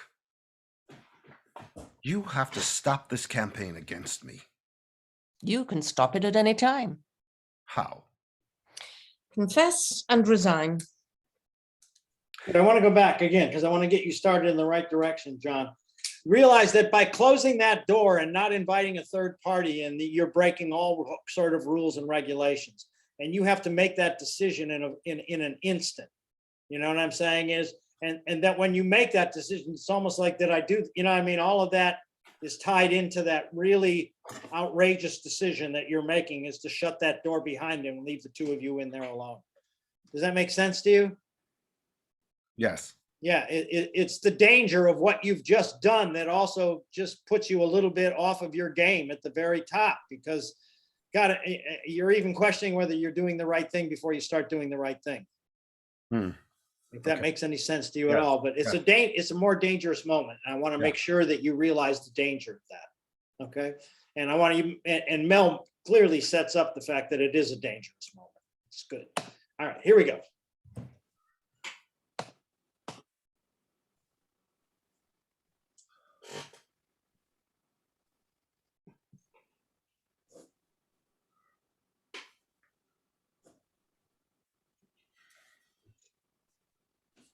May I come in? We would require a third party. What was Donald's mother doing here? We were having a chat. About what? A third party is truly required, Father. No, sister. No third party. You and me are due for a talk. You have to stop this campaign against me. You can stop it at any time. How? Confess and resign. You are attempting to destroy my reputation, but the result of all this is going to be your removal, not mine. What are you doing in this school? I'm trying to do good. Even more to the point, what are you doing in the priesthood? You are single-handedly holding this school and this parish back. You can't distract me, Father. This is not about my behavior, it's about yours. It's about your unfounded suspicions. That's right. I have suspicions. You know what I haven't understood through all of this? Why do you suspect me? What have I done? Line. You gave that boy wine. You gave that boy wine to drink, and you let him take the blame. That's completely untrue. Did you talk to Mr. McGinn? All Mr. McGinn knows is that the boy drank wine. He doesn't know how he came to drink it. Did his mother have anything to add to that? No. And that's it. There's nothing there. I'm not satisfied. Well, if you're not satisfied, ask the boy then. No, he'd deny it. Oh? Line. Well, no, he'd protect you. That's what No, he'd protect you. No, give me the whole line. No, he'd protect you. That's what he's been doing. He'd protect you. That's what he's been doing. Oh, and why would he do that? Because you have seduced him. You're insane. You've got it in your head that I've corrupted this child after giving him wine, and nothing I say will change that. That's right. But correct me if I'm wrong. This has nothing to do with the wine, not really. You had a fundamental mistrust of me before this incident. It was you that warned Sister James to be on the lookout, wasn't it? That's true. So you admit it. Certainly. Why? I know people. That's not good enough. It won't have to be. How's that? You will tell me what you have done. Oh, I will. Yes. I'm not one of your truant boys, sister. Sister James is convinced I'm innocent. So you spoke to Sister James. Well, of course you spoke to Sister James. Did you know that Donald's father beats him? Yes, And might that not account for the odd behavior that Sister James noticed in the boy? it might. And so then what is it? What did you see? What did you hear that convinced you so thoroughly? What does it matter? I want to know. On the morning of the first day of the school year, I saw you touch William London's wrist, and I saw the boy pull away. That's all. That was all. But that's nothing. What are you writing now? You leave me no choice. I'm writing down what you say. I tend to get too flustered to remember the details of an upsetting conversation. And this may be important. When I talk to the Monsignor and explain to him why you have to be removed, you must be removed as principal of this school. This morning, before I spoke with Mrs. Muller, I took the precaution of calling the parish to which you were previously assigned. What did he say? Who? The pastor? I didn't speak to the pastor. I spoke to one of the nuns. You should have spoken to the pastor. I spoke to a nun. That's not the proper route for you to have taken, sister. The church is very clear. You're supposed to go through the pastor. Line. Why? Do you have an understanding? Why? Do you have an understanding, you and he, Father Flynn?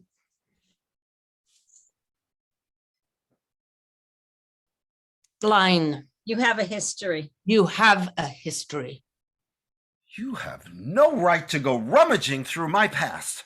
This is your third parish in 5 years. Call the pastor and ask him why I left. It's perfectly innocent. I am not calling the pastor. I am a good priest, and there's nothing in my record to suggest otherwise. You will go after another child and another child until you are stopped. What nun did you speak to? I won't say. I've not touched a child. You have. You have not the slightest proof of anything. But I have my certainty. And armed with that, I will go to your last parish and the one before that if necessary. I will do what needs to be done. I will find a parent, Father Flynn, trust me. I will. A parent who probably doesn't know that you're still working with children. And once I do that, you will be exposed. You may even be attacked, metaphorically or otherwise. You have no right to act on your own. You are a member of a religious order. You have taken vows, obedience being one. You answer to us. You had no right to step outside the church. I will step outside the church if that's what needs to be done, though the door should shut behind me. I will do what needs to be done, even if it means I am damned to hell. And you should understand that or you mistake me. Now, did you give Donald Muller wine to drink?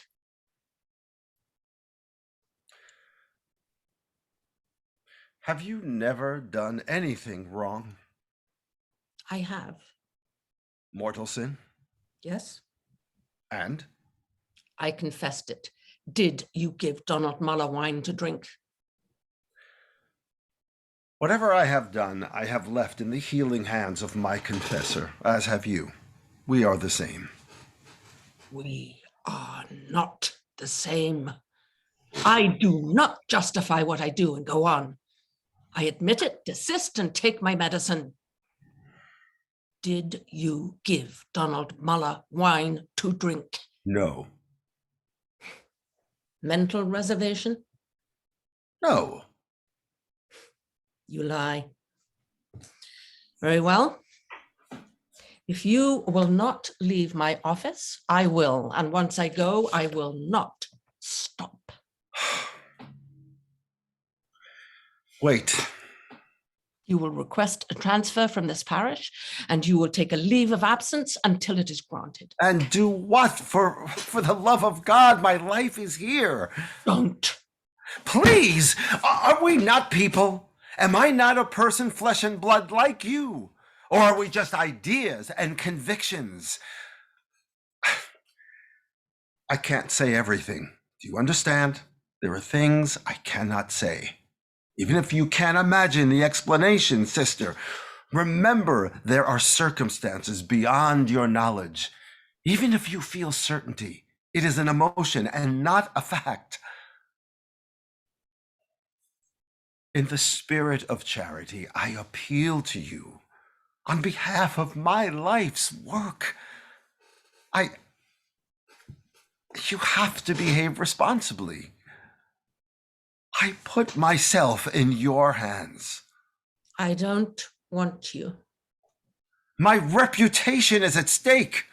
You can preserve your reputation. If you say these things, I won't be able to do my work in the community. Your work in the community should be discontinued.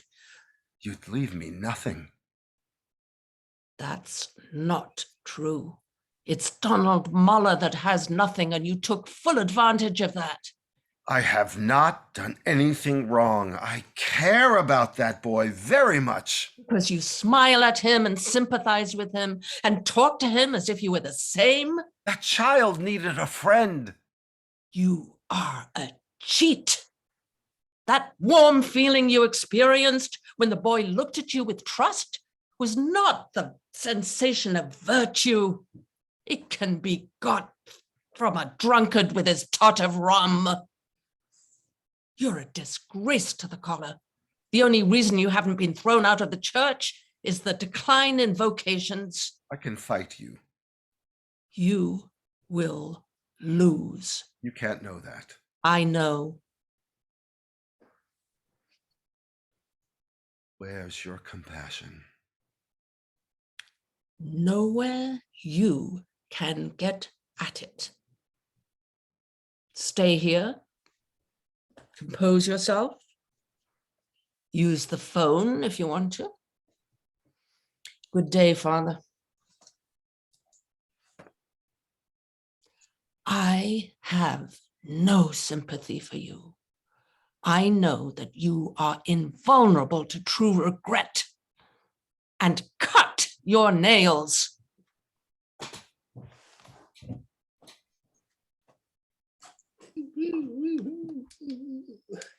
Yes. Wow. Well, Mel, you found her, that's for sure. It's a journey in there, isn't it? It's a bloody fucking journey. Listen, Pardon, I just want to compliment you on holding on to it the whole time. I mean, I just think you had it the whole time. I just thought you had her the whole time. Yeah, and it's what is amazing. I'm just trying to find myself. Here I am. John and I have done lines, we've done lines. Oh, they're perfect, And then, you really start to get into it and That's great. That's great. If we were doing this play, you would have a rehearsal of this scene every day for 10 days in a row. So, you can't compare that. You can't compare that experience. So what you've got to do is to stick with it, just like you did. I think I did. I stuck with it. There was only one time that you broke character to ask for a line. Yeah. And you know when that was. That was earlier in the scene. And it was a longer explanation. And I wish you would have just stayed into character asking for those lines. Would you repeat that line? You know what I mean? In other words, just whatever state of mind. That was only one time I caught you at that. So that was great. No Russia. John, really great different tactics that you're using in the context of being affected by her. But there's a point where you're at a loss for any tactic. There is no tactic. I'm at a loss, and it's obviously after wait, but it's at another point after wait, and I don't think you have quite found that point yet. All the other tactics are in place.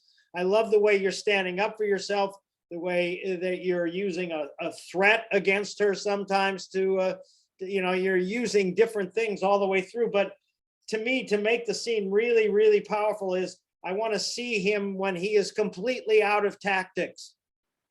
and I think that's sometime after wait. Let's just go from there. And Mel, get up as if you're going to leave, right? Get up as if you're going to go. All right. You both know where you are. What's the line? Yeah. And it might not be right after wait, John. It might be, I don't know what it is, but you wait. Now, what am I reaching for, and when do I lose all sense of tactics is what I want you to explore. Right. See where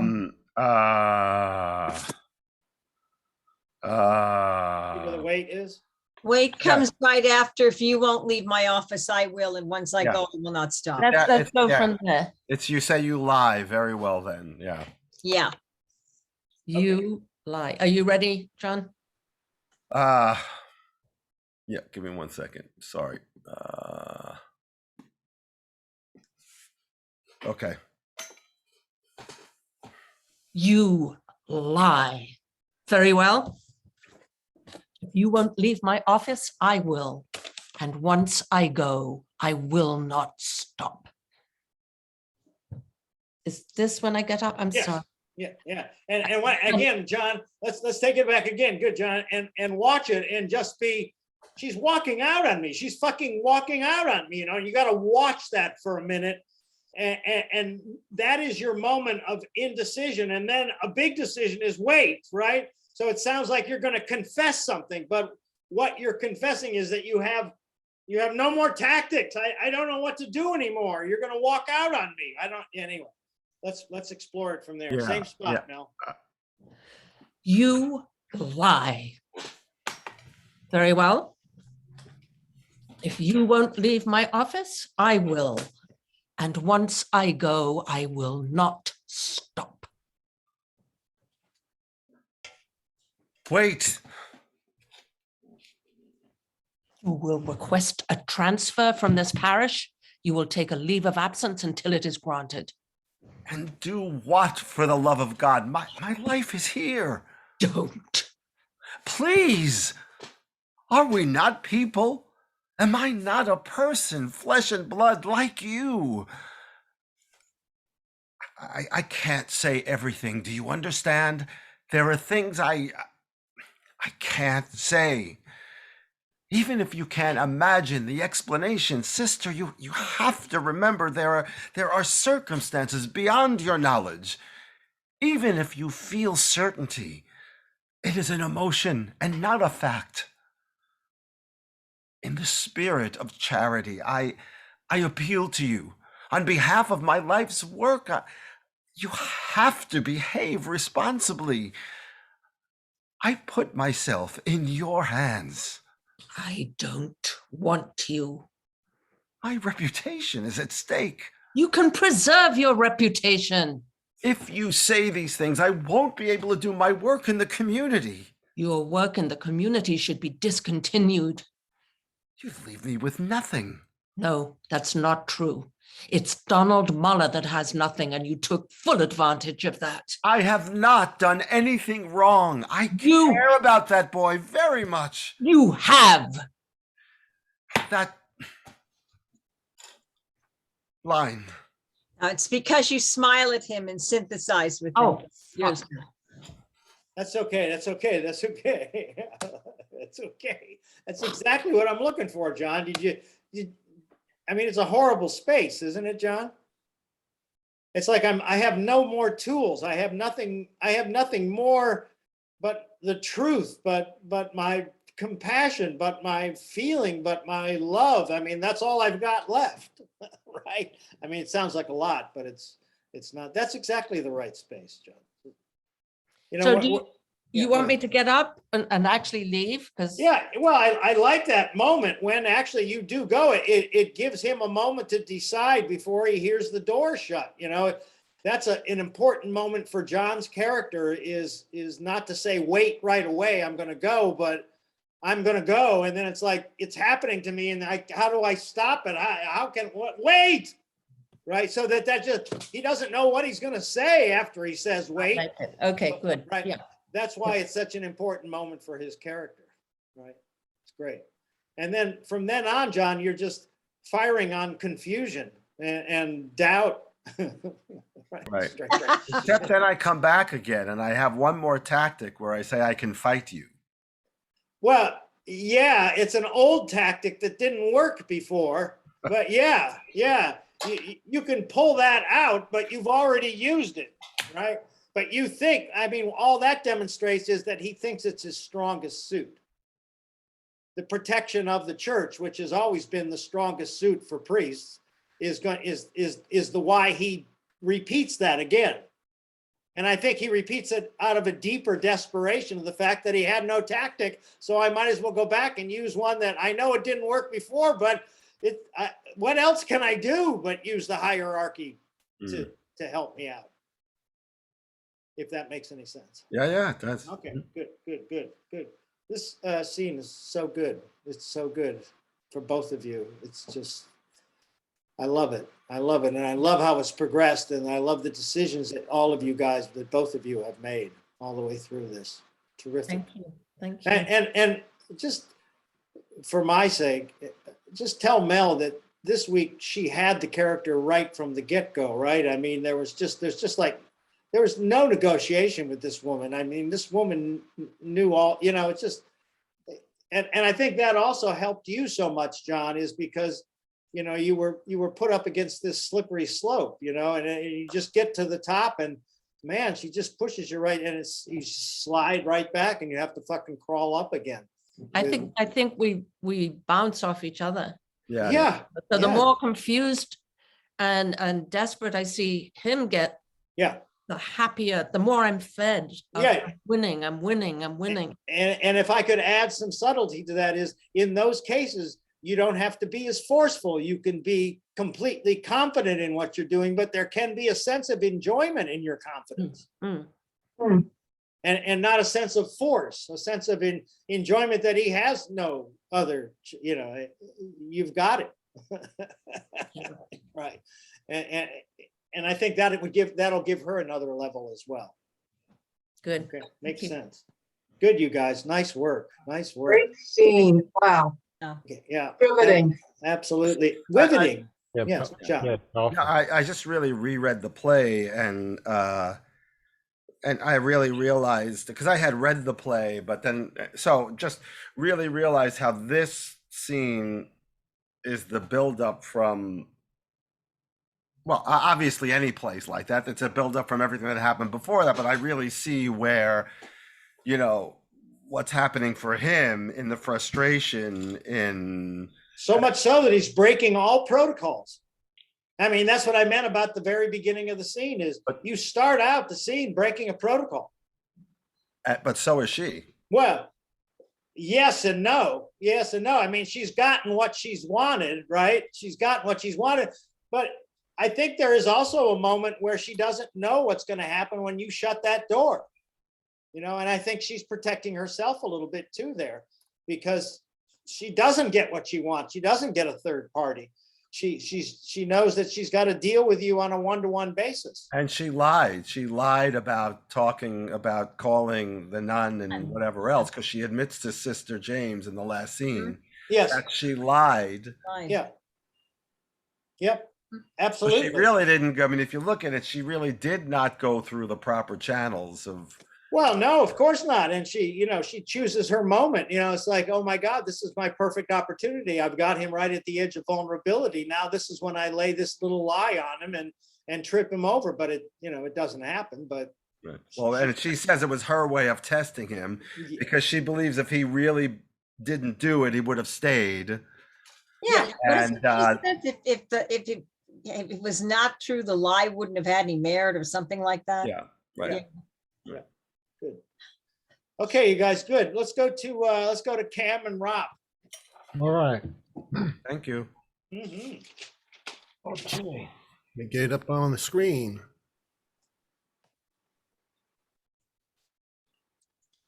Okay.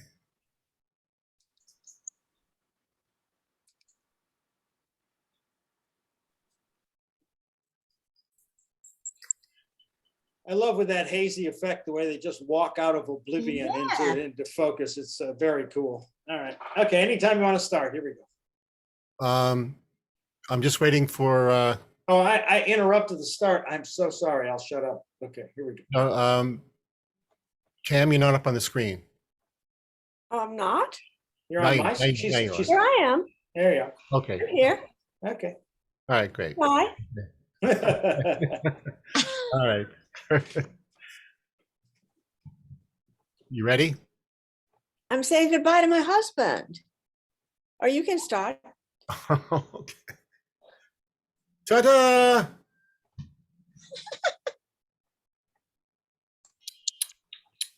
What do you mean? You're a bad wife. I'm not. Who said I am? Not to make your husband a cup of tea. Terrible. He knows I'm not a bad wife. I'm sorry, I got lost. Not giving him a. Giving him, Let's go back. Get a good start. Okay, good. Yeah, I'm sorry.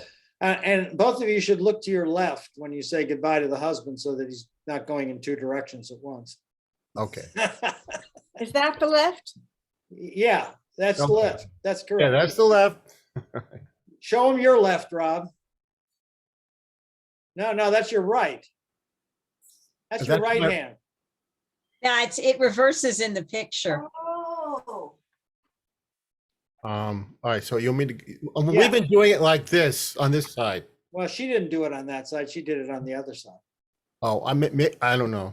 All right. You know what? It looks, when we look at each other, it looks like we're doing it on the same side. Yeah. This is my left. All right. All right. So I guess if you do it, Anj, you're muted. I'll just do it on this. I'll do it this way. It's fine. That's but it'll cool. look to them like you're doing it the Fine. other It's way. fine. I'll do it this way. It doesn't make any. Okay, here we go. Sorry. Ta-ta!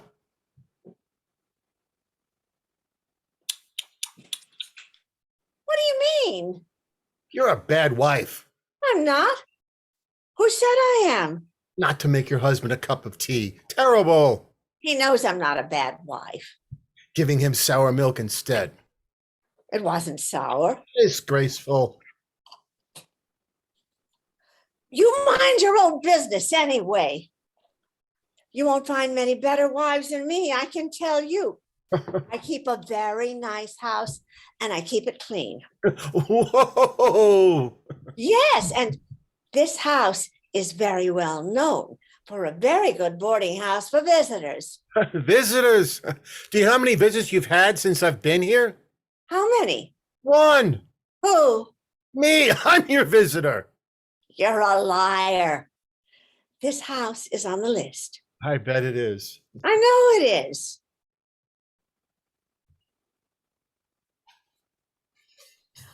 Was it nice? What? Fried bread? Succulent. You shouldn't say that word. What word? That word you said. What? Succulent? Don't say it. Well, what's the matter with it? You shouldn't say that word to a married woman. Is that a fact? Yes. Well, I never knew that. Well, it's true. Well, who told you that? Never you mind. Well, if I can't say it to a married woman, who can I say it to? You're bad. What about some tea? You want some tea? Say please. Please. Say sorry first. Sorry first. No, just sorry. Just sorry. You deserve the strap. Don't do that.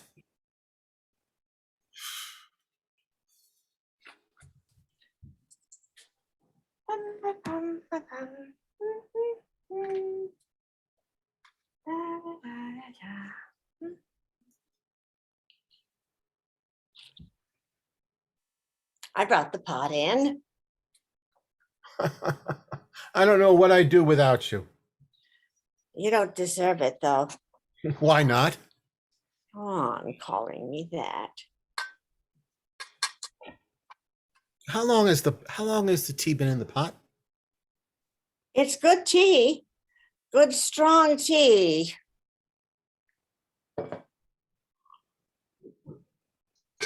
This isn't tea, it's gravy. It's not. Get out of it, you suckling old washing bag. And it isn't your place to tell me if I am. I'm not. And it isn't your place to come over to a man's bedroom and wake him up. Danny, don't you like your cup of tea of a morning? The one I bring you? I can't drink this muck. Didn't anyone ever tell you to warm the pot at least? It's good, strong tea, that's all.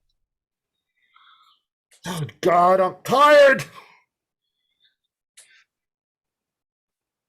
Line. Line?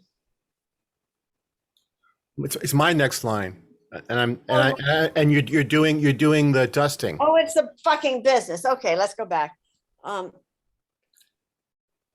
Okay, it's good, strong tea, that's all. Oh, God, I'm tired.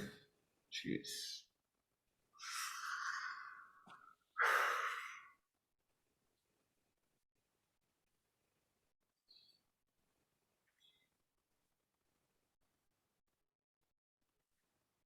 Not the bloody table.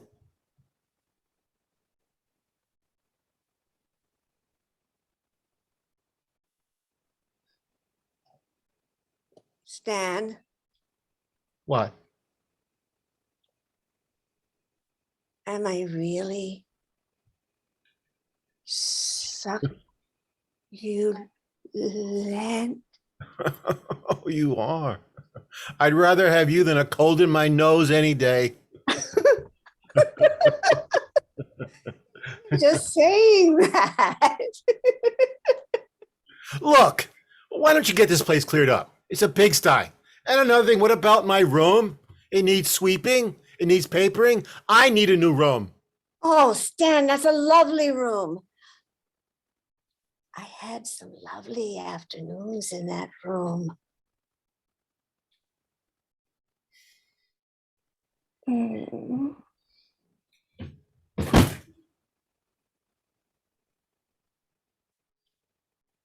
Is the sun shining?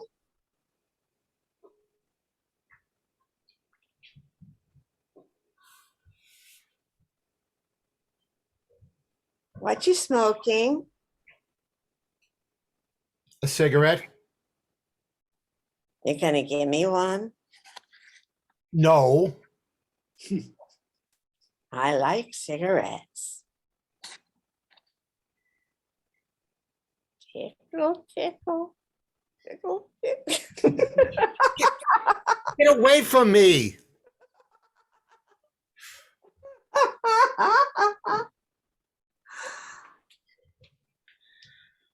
Are you going out? Not with you. You'll be lonely. All by yourself Will I? without your old Meg. I got to get things in for the two gentlemen. What two gentlemen?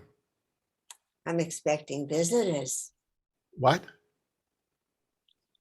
You didn't know that, did you? What are you talking about? Two gentlemen asked Petey if they could come and stay for a couple of nights.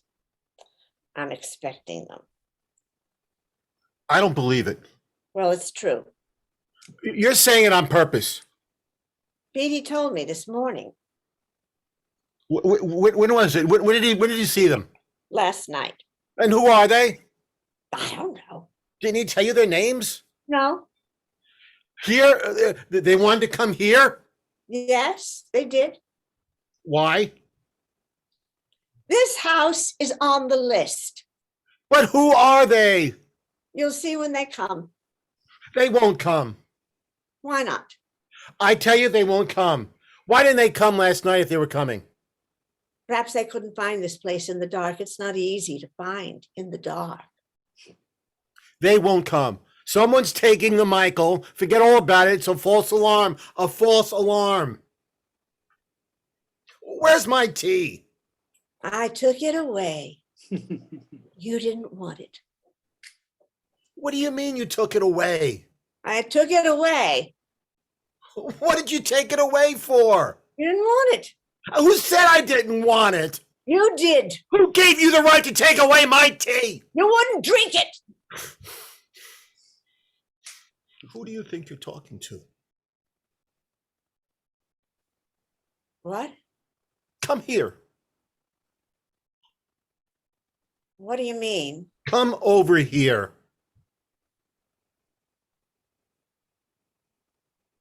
No. I want to ask you something. Come on. All right, I can ask it just as well from over here. Tell me, Mrs. Bowles, when you address yourself to me, do you ever ask yourself who exactly you're talking to? Huh?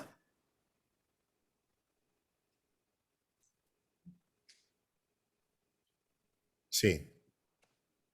Good. Good work, you guys. Good work. Guys, I'm sorry, Cam, when you said you sent me a script and it showed up as the birthday party, I thought it was for something else. I didn't realize you wanted me on book, so. mucho Thought it was an apologies. invitation. That's okay. Now I know better. Okay, good. So great, you guys. I felt that you guys were in certain areas rhythmically much more correct this time. Am I right? Based on what we've talked about? In other words, a lot of the, Yeah. you had a lot of quick pickups that really make the pauses work, right? Yeah. Right? I mean, you're being, I love your hair, Cam. You're being much more religious with the pauses of the script. Am I right?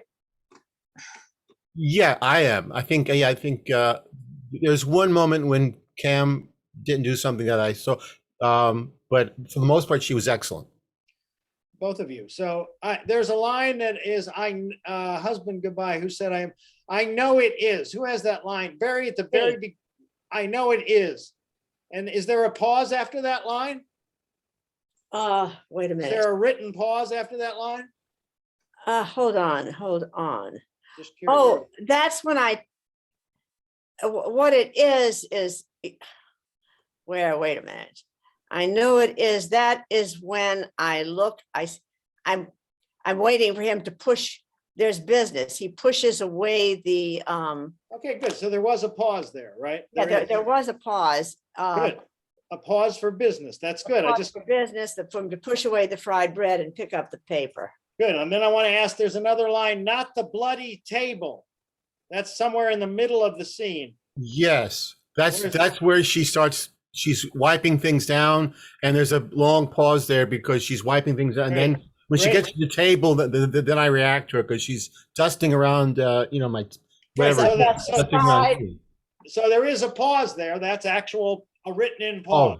Yeah, the pause, really what it should be, if we could work it out, is because what I'm trying to do is get closer to him. I think we should probably work it out that he should shake the table at his end, because I'm shaking the table Oh, I like that. That's when funny. I wipe the table. That's funny. I'm There's doing anything to get his attention. Yeah, that's great. I like, yeah, nice effect, Rob. That's nice. There's another line that says two gentlemen, and then what two gentlemen? Where is that? That's toward the end of the scene.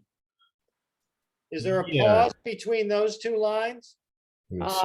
Two gentlemen, and then he says what, and you say what two gentlemen? Oh, he says, I don't believe it. Did we? Well, he says without your old Meg, I've got things to get in for my two gentlemen, and then it says there is a pause, Right. and Stanley slowly raises his head. He speaks without turning. That's And I great. think- That's all I wanted. I'm just checking you. I'm just all I'm doing. You got all the pauses in the right place. They seemed right, and I just wanted to make sure that they were playwright pauses and not actor pauses, and you got them all right. And like I'm saying is, those moments when you guys are now laying the dialogue right on top of each other, where Pinter doesn't put any pauses, are bringing so much more meaning to those sections, and the pauses are bringing meaning to the other sections. Cam, I still think the succulent has to be has to be even more of a socially incorrect response. It has to be a stronger reaction, right? And then succulent, it's got to be, it's very dirty. It's very, you can't say that. Yeah, it's got to be even, so that when you get back to the positive one is, did you really think that sucked? So that those two things work together so well. But I didn't feel the outrageousness at the first time that he called you succulent. Okay, yeah, right? so, okay, I guess, yeah, Let's go to there. And then actually, you sort of turn it into a bad, oh, you're such a bad boy. I mean, it's almost, oh, you got the black strap out. Oh, you're such a bad boy. Those things have got to have that sexuality to them. And just like, you did it so well in the cigarette. You have a cigarette? It's like you made it sexual, because it's all about that for her. And I think you can go further. I know you can go further. oh, I can, I guess I don't want to be phony with it, but I know. No. I know I can. Honestly, yeah. And honestly, Cam, I don't see you be phony anymore. I dare you to be phony. I dare you to be phony. I can meet that dare. All right, good. Shall we start from the top or from succulent? Let's start it from just before succulent. Okay, here we go. Let's see what comes before. Oh, the fried bread. Oh yeah, was it nice? I think that's your line that you should pick. Yes. Okay. Oh, Bill, can I ask one thing? Of course you can. Because this is something that totally screws me up. Okay. But I know that we probably must incorporate it like we would on stage. Yes. I'm always aware that there's the acting, and then there's the fact that nobody's going to know what the fuck's happening in terms of activity unless the camera sees it. Yes. So do we need to plan that just the way, you know what I mean?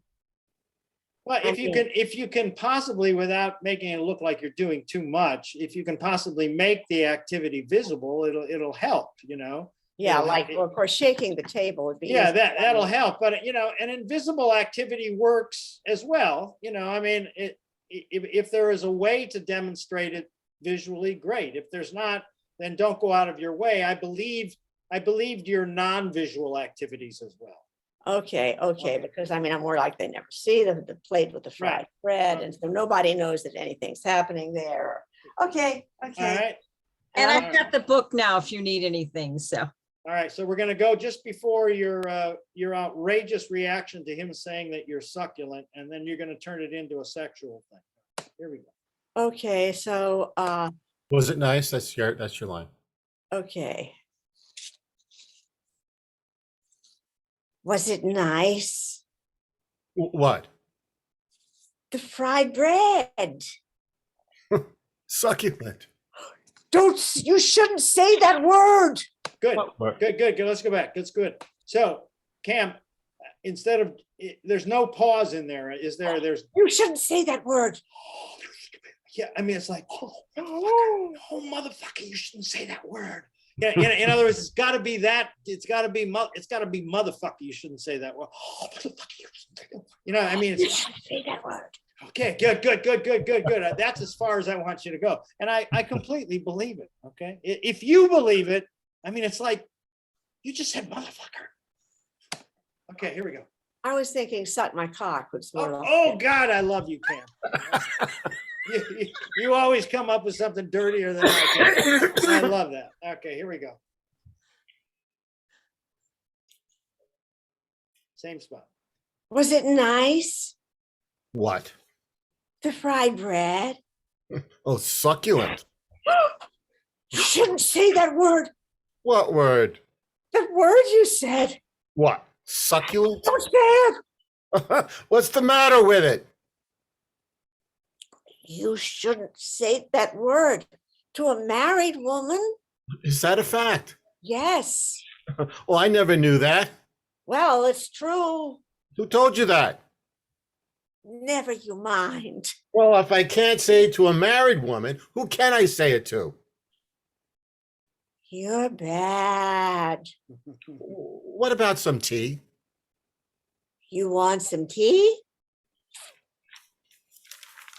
That's great, Cam. That's exactly right. You turn that into a positive. You turn that negative into a positive with, oh, you're bad. And it led you right into, you want some tea, which is absolutely right. That's absolutely terrific. I love that. Okay. Okay, great. Lovely afternoons. What's that, Cam? Oh, I've had some lovely afternoons there. Can you make that? I've fucked a lot of men there. oh, I was, Yeah. oh You no, I was thinking really, it's that, don't you remember when we did it in that room? I mean, Good. That's for- great. So all I want you to do is to bring the sexuality into that as well. okay. Oh, Stan, that's a lovely room. I had some lovely afternoons in that room. Good. And you don't have to overwork it. You just have to put that thought. I just want to know that you're thinking that without trying to demonstrate that you're thinking that. Okay, Try that one more time. Man, here we go. Oh, Stan, that's a lovely room. I had some lovely afternoons in that room. Stan, what's your reaction to that? I'm sorry, I'm stroking his arm on that. So Oh, that's good. That's yeah, great. and what's a good way to do that? Just Well, there's no way to do it. So what you've got to do is let the line do it. You know what I mean? Okay. I'm just saying that there's no way to do it. There's no way to do it on Zoom. okay. Oh, Stan, that's a lovely room. I had some lovely afternoons in that room.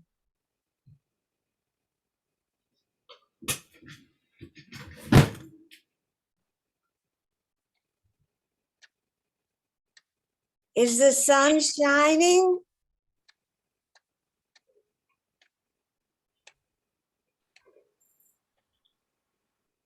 What you smoking? a cigarette?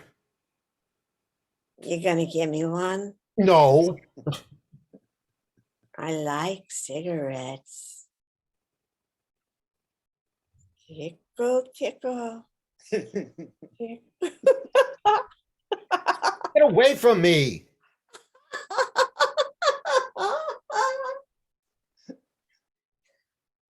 Good, Sam. Cam, that's great. That's great. That's exactly right. That's exactly what I want you, how I want you fucking with him. That's just great. That's absolutely terrific. Come over here. What is come over here? When you start at the end of the scene, is you said come over here. Who Yeah, says that? that's my line. Now, what followed that was a lot of pauses. Are those written pauses or are those actor pauses? Oh yeah. Well, yeah. I want to ask you something. Yeah. Then she fidgets. She goes. She does not come to him. And then I say, "Come on." Then there's a pause. Then I say, "All right, I can ask just well from here." And then deliberately I go, "Tell me, Mrs. Bull." Then I go into it quickly. Great. So maybe I didn't go into it quickly enough to tell me, Mrs. Bowles. Yeah. What's it? That's great. I just wanted to make sure that all those pauses were there, but they worked. It was fine. I just wanted to make sure they're author pauses. Another note I have for you: they won't come. They won't come. Who says that? That's me, because I don't want to hear that. That these men are coming. Good. And Cam, when he says that, what's your reaction? I think that's why not. I have to look when we're doing it out of context. It's toward the end. Yeah, I know.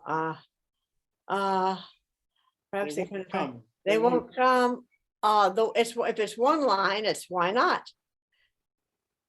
Right. So what's your Wait, and reaction? then there's another one when in that little speech, it's they won't come. Someone's taking the mic. I'll forget all about it. So go 2 lines before they won't come and read for me, both of you, from there. I'm trying to find it. Sorry.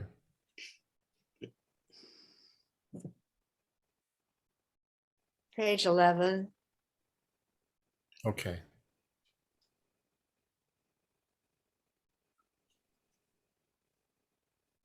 I'm sorry. What? I'm. Page I 11. know. I know page 11, but I'm not finding it. I'm sorry. Near the bottom. Oh, okay. Okay. So your line is they won't come. Yeah, so we were gonna go Oh, from, two or three lines before that, and then do that line and go Okay. two or three lines after. Okay, here we go. Okay. Here, they wanted to come here. yes, they did. Why? This house is on the list. But who are they? I don't know. That's not the wrong. You'll see when they come. Oh, you'll see when they come. They won't come. Why not? I tell you, they won't come. Then why didn't they come last night if they were coming? Perhaps they couldn't find this place in the dark. It's not easy to find in the dark. They won't come. Good. Someone's So taking the Michael. this is what I want you to think about, Cam, is when he says they won't come, what's her reaction to the fact that he's saying they won't come? Is she happy about that, or? No, I'm so proud we're having visitors. Well, I'm you- deeply insulted. Well, yes, in a way, but also, isn't it sort of when he's going, well, they won't come, he's sort of sticking up for the two of you being there together in a way, doesn't he?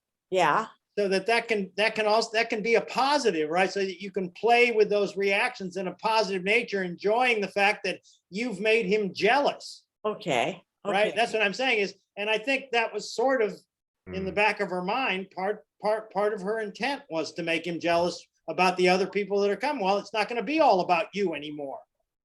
Well, they won't come. Well, that's good. Yeah. I don't see him being jealous. He's frightened of No, I'm saying that, her interpretation of what's happening. yes, that's what I'm saying. Yeah. Yeah. Okay. Try that. Go from, two or three lines before they won't come. Wait, I better find the right place on the page. Okay. Well, you could pick it up from two gentlemen, pause. What two gentlemen? That would be another good place to pick it up from. What two gentlemen? Top of page 11. I'm expecting visitors. What? You didn't know that, did you? What are you talking about? Two gentlemen asked Petey if they could come and stay for a couple of nights. I'm expecting them. I don't believe it. It's true. You're saying it on purpose. Petey told me this morning. When was it? When did he see them? Last night. Who are they? I don't know. Didn't he tell you their names? No. Here? They wanted to come here? Yes, they did. Why? This house is on the list. But who are they? You'll see when they come. They won't come. Why not? I tell you, they won't come. Why didn't they come last night if they were coming? Perhaps they couldn't find this place in the dark. It's not easy to find in the dark. They won't come. Someone's taking the Michael. Forget all about it. It's a false alarm. A false alarm. Where's my tea? I took it away. You didn't want it. What do you mean you took it away? I took it away. What did you take it away for? You didn't want it. Who said I didn't want it? You did. Who gave you the right to take away my tea? You wouldn't drink it. Who do you think you're talking to? Great. I love that. I love that with that sense of enjoyment of what's happening, yet still playing the truth of the matter. It adds another level to what you're doing, Cam. Okay. And it actually makes Rob's character react just a little bit more, manly, I mean, just a little bit more like, what the fuck's going on? Why don't I know everything? Why isn't it always about me? Why it's going to be about somebody else? And all this sort of insecurity about his position in the house comes in, where in fact, he's been the one who's been fucking around with you for a while, saying he's going out on tour, and all that other shit, like he's going to be leaving you. It's great. He says that later, actually. Yeah. Well, I remember that from before, but I know that's coming, and that's how they play off of each other, And I mean, you say I'm being more manly. My experience is that I'm becoming suddenly fearful. Well, yeah, not fearful, but you're becoming insecure about your position in the house. Your position in the house changes with two new people coming in. Right, exactly. So Right, yeah, right. So It's not just you. Yeah, right. It's not you Right. and the bad husband anymore. It's Right. just it's you and the other. It's been two very people. comfortable for me to be able to get all this attention Exactly. and to be able to abuse her without any Right. without a care.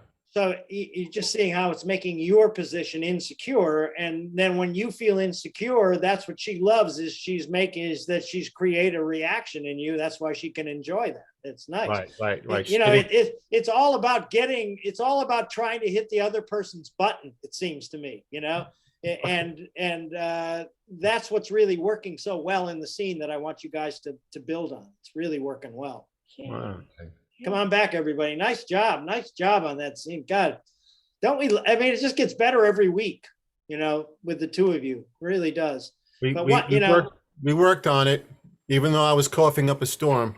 well, God bless you. See, we've had 2 COVID cases, Cindy and you, right? Anybody else have it in our group yet? Good. Let's keep it that way.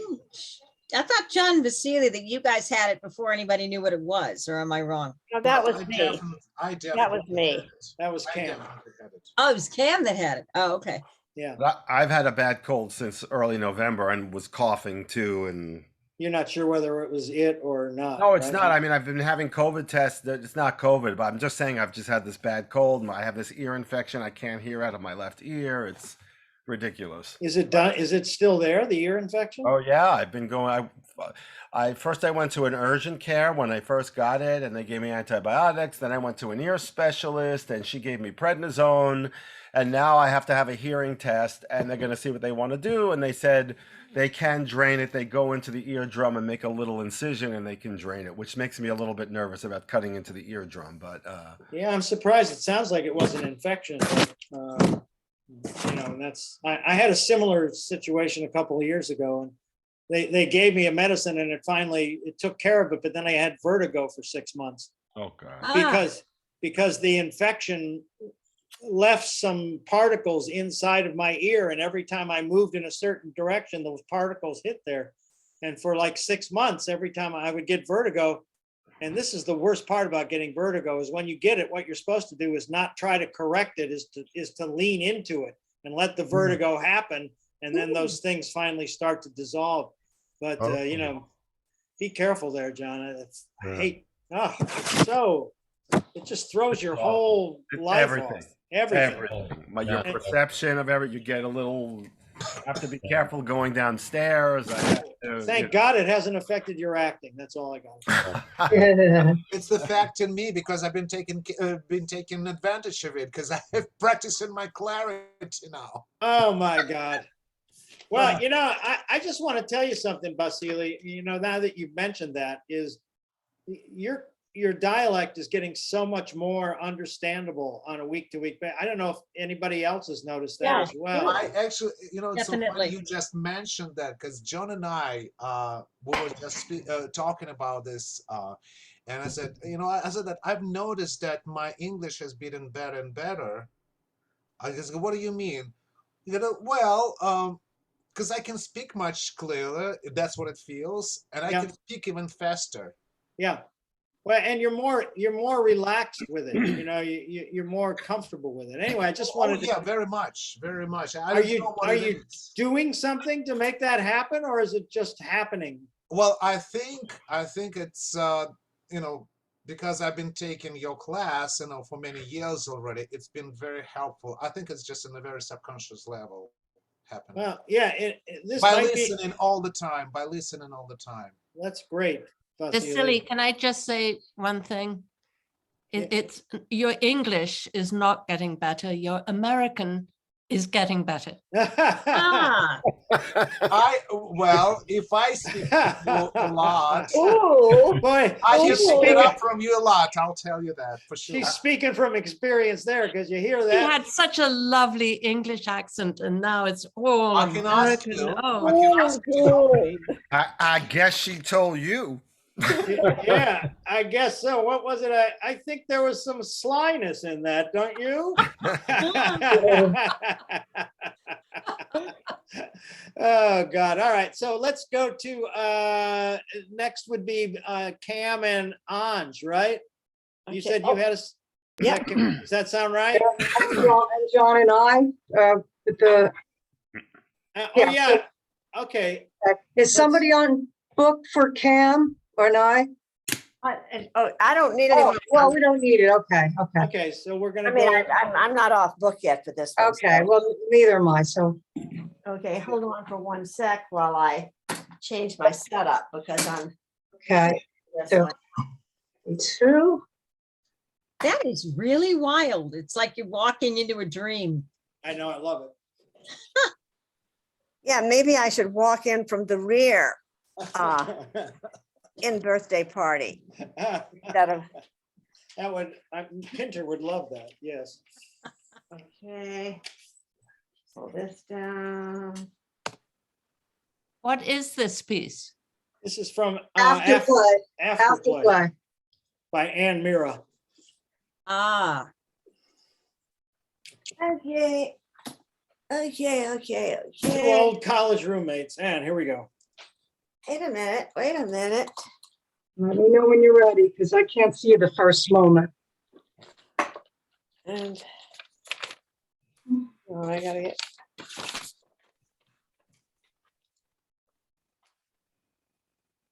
Bill looks good. He could lose a few. He's crazy about you. I make him laugh. He drinks too much and he eats too much, and he's a very considerate lover. Mm. So was Marty, if I remember correctly. What? I almost forgot that. Jurassic memories. The village. Chianti bottles. Ah, youth. Mm.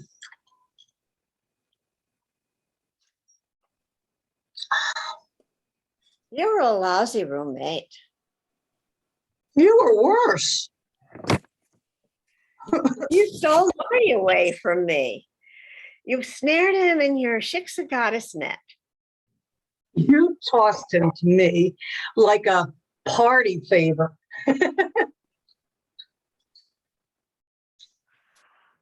Who the hell can remember? We were all 12 years old. You had hordes of tumescent guys salivating in the wings. Tumescent. Now there's a word you can wrap your tongue around. God, I envy you. Envy. Mhm. Oh, be serious. My body parts are slowly disintegrating. My children are candidates for the Hitler Youth, and I have moments of despair that would terrify you. If it weren't for Phil, I'd be dead. You're strong. You're resilient.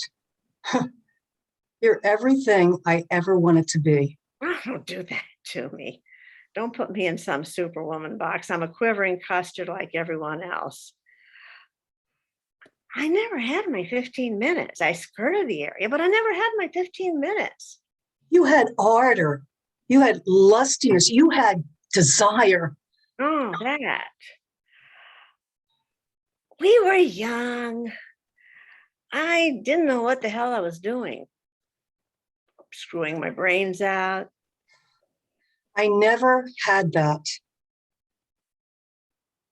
It's exhausting. Why? You and Marty are fine, aren't you? You're his life, you know. Yes, yes, he's wonderful. I love him. I'm just getting to know him. He's so sensitive. We're learning so much about each other in third.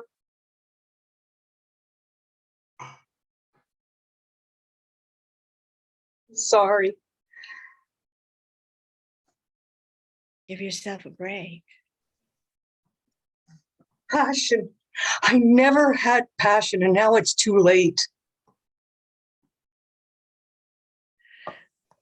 Don't be an ass.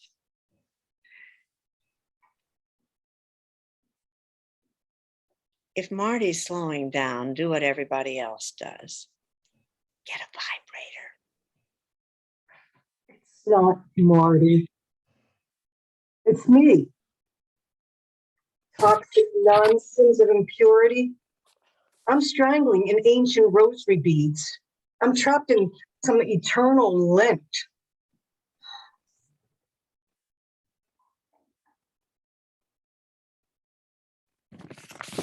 Vine.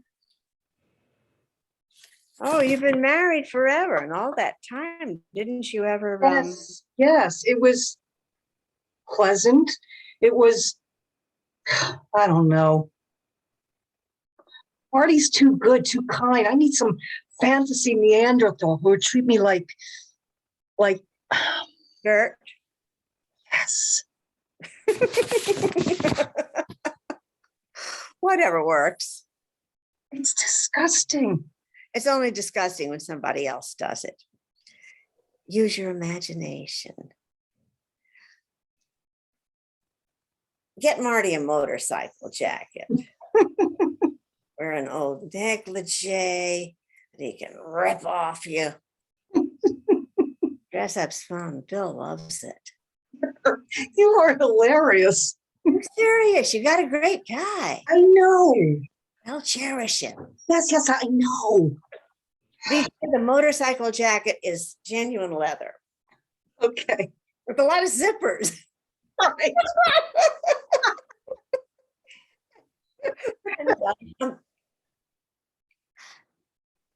Handcuffs are not out of the question. Absolutely.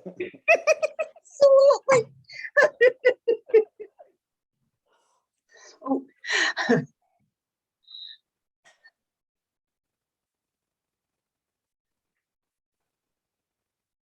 That, That scene, great, great. It's exactly what you wanted, Cam, a very conversational scene. You know what I get from you, Cam? I love those glasses. You know, those glasses have sort of, you know, you seem like a retired writer is what you seem like, you know. That's what I was thinking. Wow, and that's amazing because it just came through, you know, there was a wisdom and an understanding, you know, a literal understanding. I really loved what you did. It was great. Anj, I loved how you started. Again, I just have to highlight to you that you started from experience again. You know, I mean, you've learned that tonight, right? So you're never going to forget that. So I just want to say how much that launch makes it so much easier when you start yourself that way. And I just love that. Anj, you say you tossed him to me. What is that? Give me the line, and your memory is correct. tossed him to me like a party favor. So can we go back a couple lines before that? I want to see what I meant. Sure. I don't know what I meant. Okay. You were a lousy roommate, I think you. Okay. See where that is? You were a lousy roommate. You were worse. You stole Marty away from me. You snared him in your goddess net. You tossed him to me like a party favor. Good. No. Yeah. So what you're not really saying there is that, oh no, you're fucking wrong. You tossed him to me like a part. You know what I mean? It's like, okay. Right. It's correcting the record. Oh, okay. Right. Yeah. All right. So I was just trying to make light of it. Yeah, I know. But what I'm saying to Yeah. you is, I think you can make light of it, but it has to be light based on the truth. Yeah. Yeah. Her truth. Huh? Her truth. Well, sure. Yeah. I mean, you completely forgotten it because, you know, it wasn't important to you to remember, but she's never forgotten it. You know, that's the great thing about memories between two people is one person can remember something one way and the other person didn't even remember it happening. Right. You know? Right. It's just, that's how important you tossed him to me. What do you fucking, don't you remember that? Can we do that moment again? Sure. Okay. You were a lousy roommate. You were worse. You stole Marty away from me. You snared him in your goddess net. You tossed him to me like a party favor. Who the hell can remember? We were all Yeah, right. old. Yeah, exactly. You know, and it's kind of, you know, you're the very sexually experienced character, and you know, on your little on your fade in and fade out, you have a naked woman fading in and out of your picture. It's hysterical. Oh, yeah. Oh, yeah, I see that. Milo is popping in and out all the. It's a What? Venus. You must have a little statuette sitting right next to you of a naked woman somewhere. You're right. Oh, Pocahontas, yeah. Yeah, Pocahontas. That's what we call her. Anyway, it's very funny with the character. Good. Cam, the vibrator choice should be very easy. Oh, okay. You're making too much of a moment out of it. I think character-wise, she would be the first one to say, well, honey, just use a vibrator. I mean, really, it's not that hard. Okay, okay. Yeah, really. And now, how did you get Anj, you have a moment, your character has a moment, a very dramatic moment when she says she feels trapped. Yeah. Let's go over how you get there. What gets you there? You know, Okay. 'Cause Right. it just seemed to sort of evolve from nothing. Yeah, I didn't feel right with that. I felt I And didn't. Yeah. So let's look at that moment and then go back before it and see how we get to that moment. All right. Okay. So show Cam where you're going to start, but go 4 or 5 lines before that. And let's just listen to Okay, it for a minute. Cam, where you say, well, let's go to God, how I envy you. Okay. So, okay. God, how I envy you. Envy, be serious. My body parts are slowly disintegrating.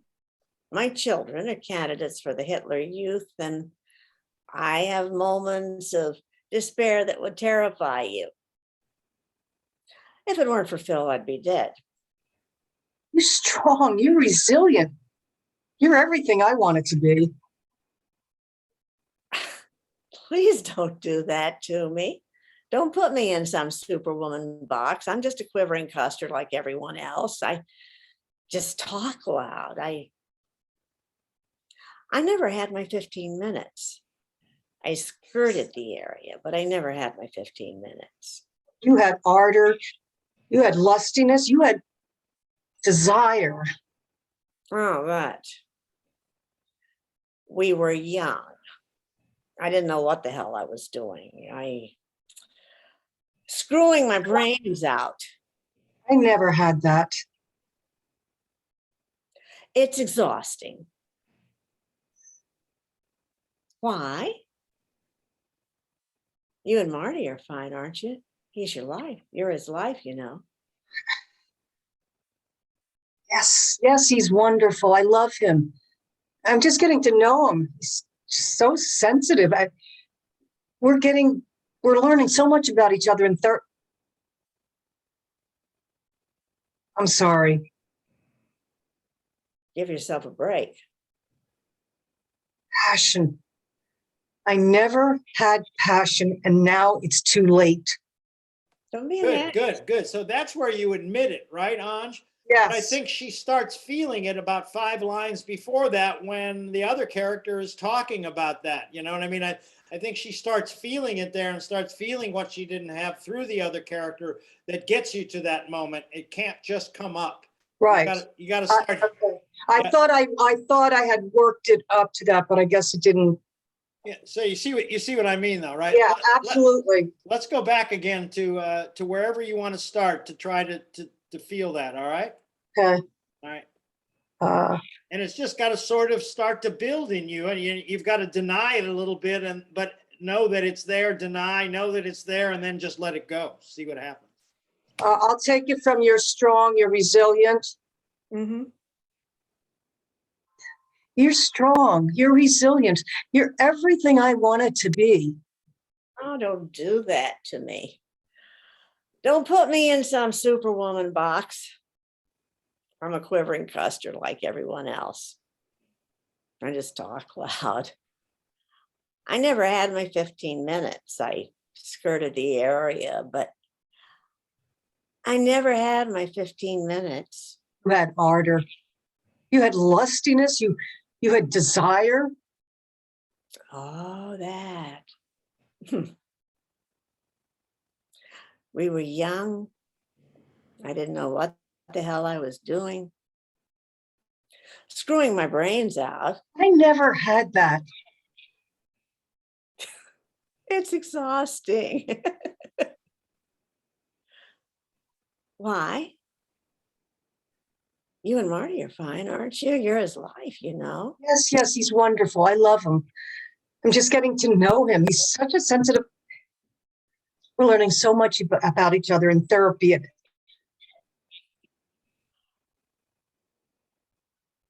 sorry.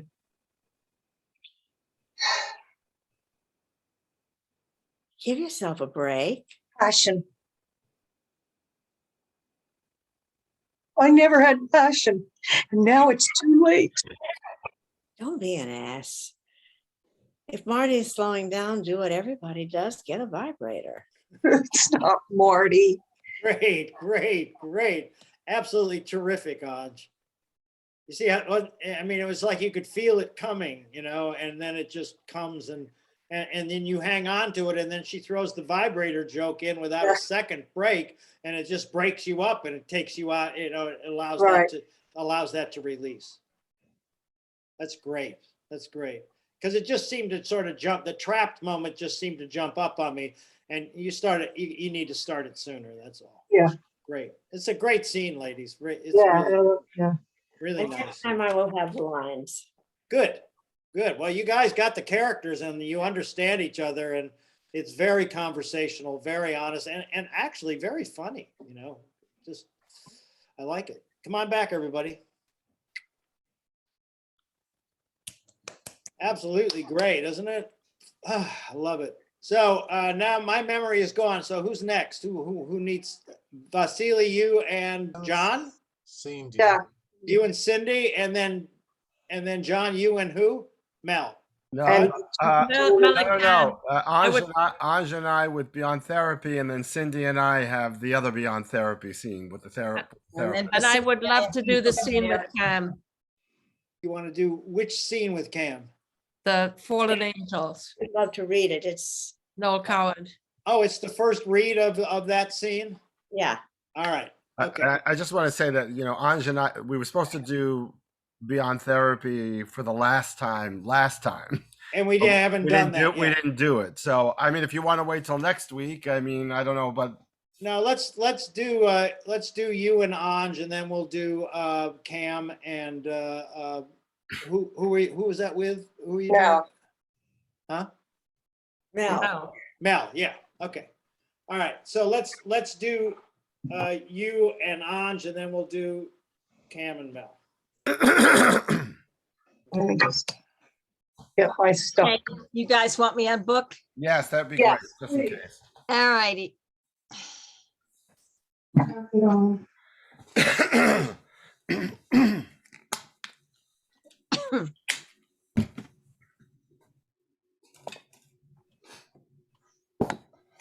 Ready, John?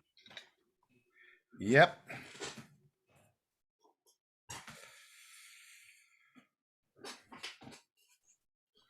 Hello. Hello.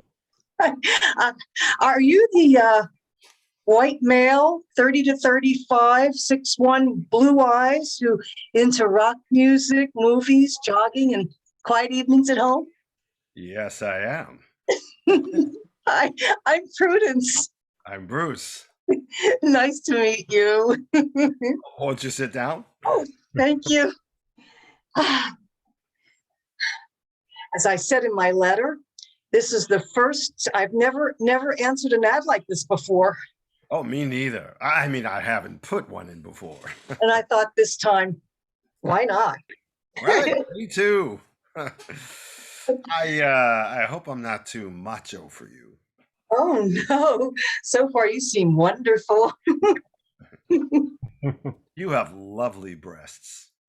That's the first thing I notice in a woman. Thank you. Yes, and you have beautiful contact lenses. I like the timbre in your voice. It's soft, but firm. Thank you. I like your voice. I love the smell of fruit you're wearing. Thank you. My male lover, Bob, gave it to me. What? Remind me of him in a certain light. What? Oh, I swing both ways, actually. Do you? I don't know. I insist on the lights being out. I'm afraid I've upset you now. No, it's nothing really. I just hate gay people. Oh, I'm not gay. I'm bisexual. There's a difference. I don't really know any bisexuals. Children are all innately bisexual, you know. I mean, if you brought a child to Plato's retreat, he'd be attracted to both sexes. I would imagine he'd be terrified. Well, he might be, of course. I've never taken a child to Plato's retreat. I don't think they let you. I don't really know any children. You have wonderful eyes. They're so deep. Thank you. I feel like I want to take care of you. Oh, I'd like that. My favorite song is Someone to Watch Over Me. There's a somebody I'm longing. Yes. Thank you. Thank you. Oh, in some ways you're like a little girl, and in some ways you're like a woman. Oh, how am I like a woman? Well, you dress like a woman. You wear eyeshadow like a woman. You're like a man. You're tall. You got to shave. I feel you could protect me. Well, I'm deeply emotional. I like to cry, Oh, I wouldn't like that. but I like to cry. I don't think men should cry unless something falls on them. That's a kind of sexism. Men have been programmed not to show feeling.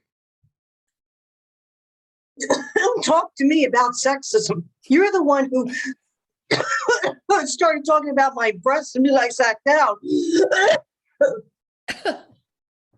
I feel like I'm gonna cry now. Why do you want to cry? I feel you don't like me enough, and I think you're making eyes at the waiter. I haven't even seen the waiter. Please. People are staring. Oh, They'll think it's something I said. oh, oh, oh, I feel better after that. Oh. You have a wonderful mouth.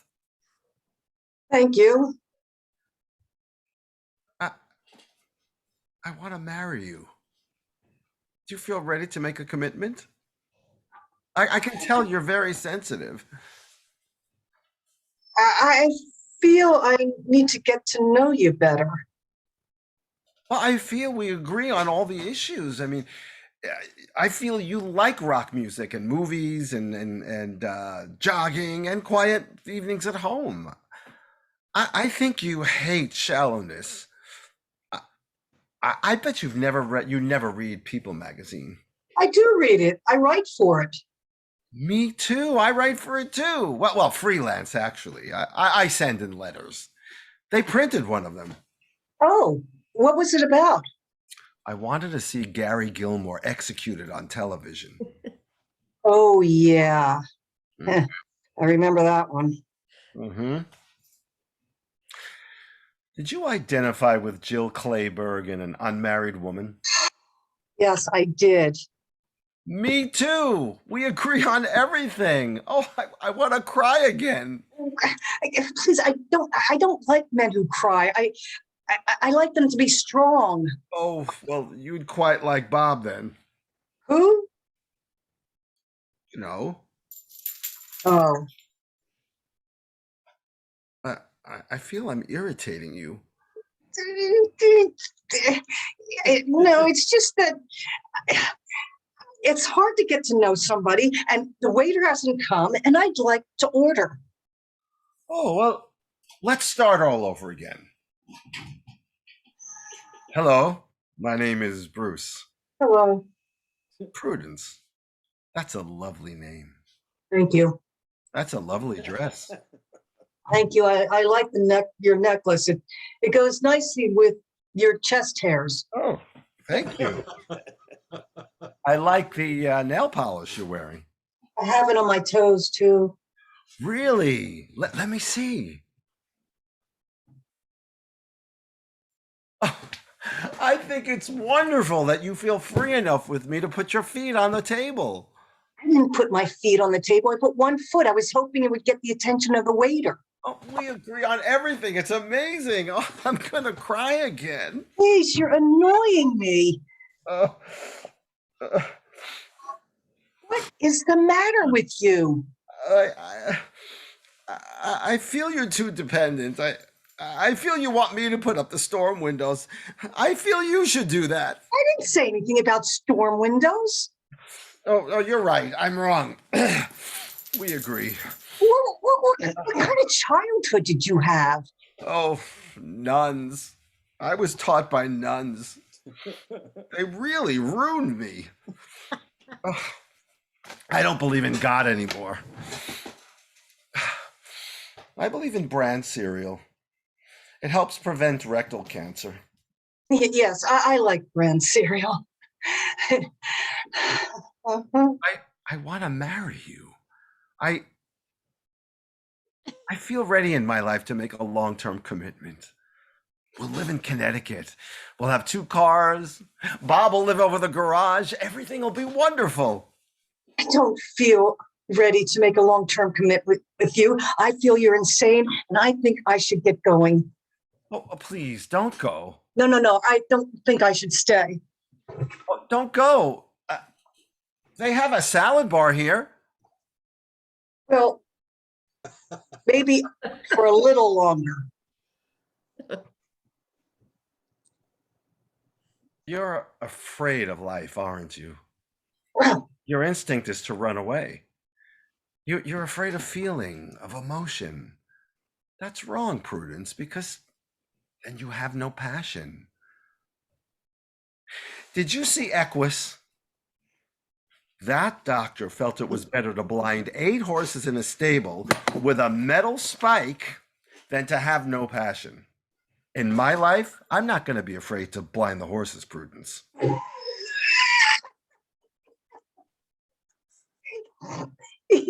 you ought to become a veterinarian.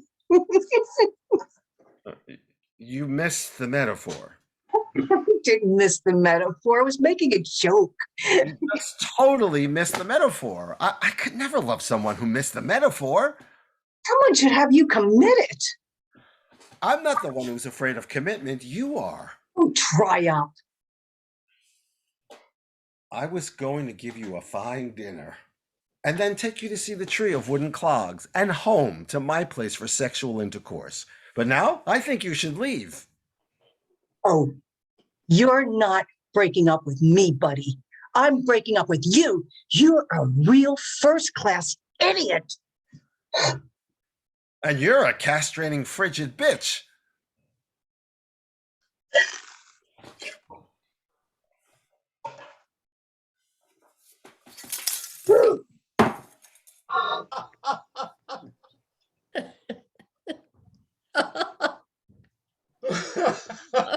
Absolutely nothing gets the attention of that leader, does it?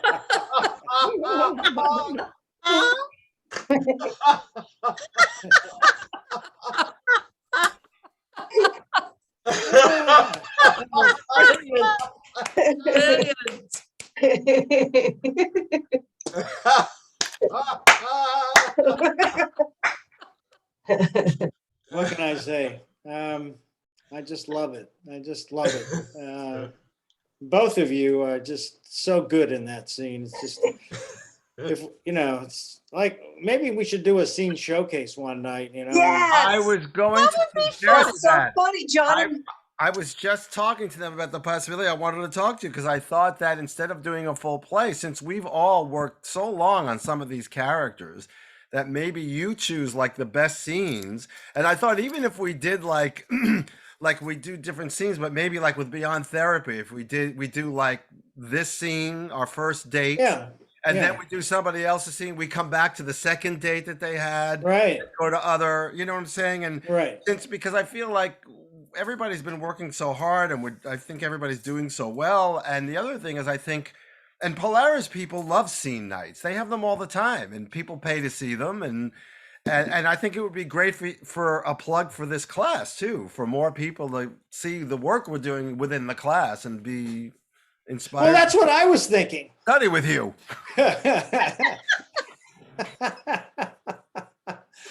So do me a favor, guys. If each one of you would just send me an email of the scenes that you, just remind me of the scenes, and then I'll put something together and we'll shoot for it. How's that? So do we get in trouble with royalties? Oh, that's Not on a scene night out of an acting Okay. class. I don't think so. No, I that would be a real stretch, I would think. okay. Yeah. And we're not charging money, it's donations. So. Yeah, it's donations and yeah. So let's think about that and then we'll start to prepare for it. How's that? So send me a list of your scenes and I'll remember some of them, but I got to sort of see them in front of me and then I'll try to put something together. Won't that be fun? Yes. I think it'd be awesome because we also have the children's hour and we have that and we have the driver's license scene. Oh, God, that's funny. Doubt, the scenes from Doubt. Doubt, yeah. I mean, yeah, we have and we have the birthday party scene, which is just so good. And The scene with that silly and what that put together with Beyond. we got a lot of shit. So Yeah. We could go about 6 hours, I think. Yeah. Go about 6 hours. Yeah, we'll Make them stay for 6 hours. It's supposed to be a radio station. Well, maybe we could do a two-nighter where we do a certain Different amount of scenes, and then the night, next yeah. night. Exactly. Or Yeah. every week a series for every 6 we weeks. have an Part one, part washed up two, part TV three. series, right? Netflix. Yes. There you go. We do comedy night and drama night. Oh, man. Before we plan that, why don't Mel and I do our scenes? All right, let's do that. From Fallen Angels, let's do that now. Okay, here we go. Okay, here is the problem. It is a little long and we Uh-oh. know we have to cut it. Okay, Oh, this is our first read, but it is long, so. We know we Okay. have to cut. okay. All right, well, let's see what it is. Okay, so let me, Hang on. so yes, our pictures stay up. It's everybody else that goes away. I don't have to cover. Is my microphone up? Yep, Hang on. Okay, so I'm there. Let me get so rid- give me a little bit of a setup because I don't know this play. Okay. It's Lanford Wilson though, right? Is that right? No, Noel Coward. Oh, no, Coward, oh, okay. Two married women who are friends from childhood. I guess they're upper middle class women.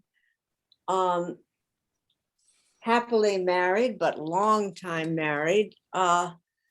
Had a mutual boyfriend, a mutual, very sexy French boyfriend years ago, Maurice. And they had sequential relationships with him. Okay, And he has just, I guess, either called or written to each of them that he wants to see them. He's coming back to London. okay, And we're planning to meet him. okay. We're expecting him. All right, let me see what it is and we'll go from there. Here we go. I'm extremely hungry, Julia. So am I, ravenous. It's getting on for 9. I know. There's not the least likelihood of him arriving at this time. He might, especially if the Paris train was late. We don't know that he's coming from Paris. Well, where else would he be coming from? Snap at me, Julia. He might be coming from the Channel Islands or Brussels. He's frightfully cosmopolitan. I'm quite certain that he's coming from Paris. Well, anyway, the idea was for him to arrive unexpectedly, discover us dining together in charming domestic surroundings, not sitting twiddling our thumbs with eager, strained expressions, with the room decorated like a bridal suite. That, dear, was not in the best of taste. Shall we have a drink? Oh, no, not on empty tummies. Oh, I shall get deep depression if we don't. We shall lapse into complete silliness, and when Maurice does come, we shall giggle helplessly at him, and our heads will wobble. And if one isn't enough, we shall have 2. Not on your life. Julia, Julia. Oh, that's me. I'm sorry. Julia, Julia, I don't believe he ever will come. Oh, neither do I. It's probably an elfin joke. He was always being elfin. And so terribly unreliable. I wouldn't trust him an inch. I never did. All the same, he is a charmer. Adorable. Damn him. Mm. And he doesn't know many people in England. I think he'll come. So do I. And he'll kiss our hands and look up at us that way he does while he does it. You remember? Oh, I remember all right. And he'll laugh and show all his teeth. Many more than usual. I say, you know what we're doing, don't you? What? We're working ourselves up. We have been all day. I should like to scream and scream and scream and roll around on the floor. Oh, so should I, but we must restrain ourselves. It's want of food. That's what it is. Oh, don't let's wait any longer. All right.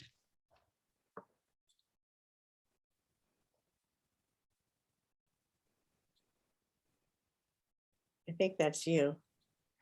I say, wouldn't it be too wonderful if he arrived now? I should choke. You're sure you left a thoroughly clear message at your flat in case he went there first? Of course. We're bound to get the most frightful shock when we do see him. Well, I don't see why. Well, he's bound to have got fat or something. Oh, no. He won't have changed. He wouldn't have come at all if he'd been fat. He's too conceited. Oh, no, not conceited.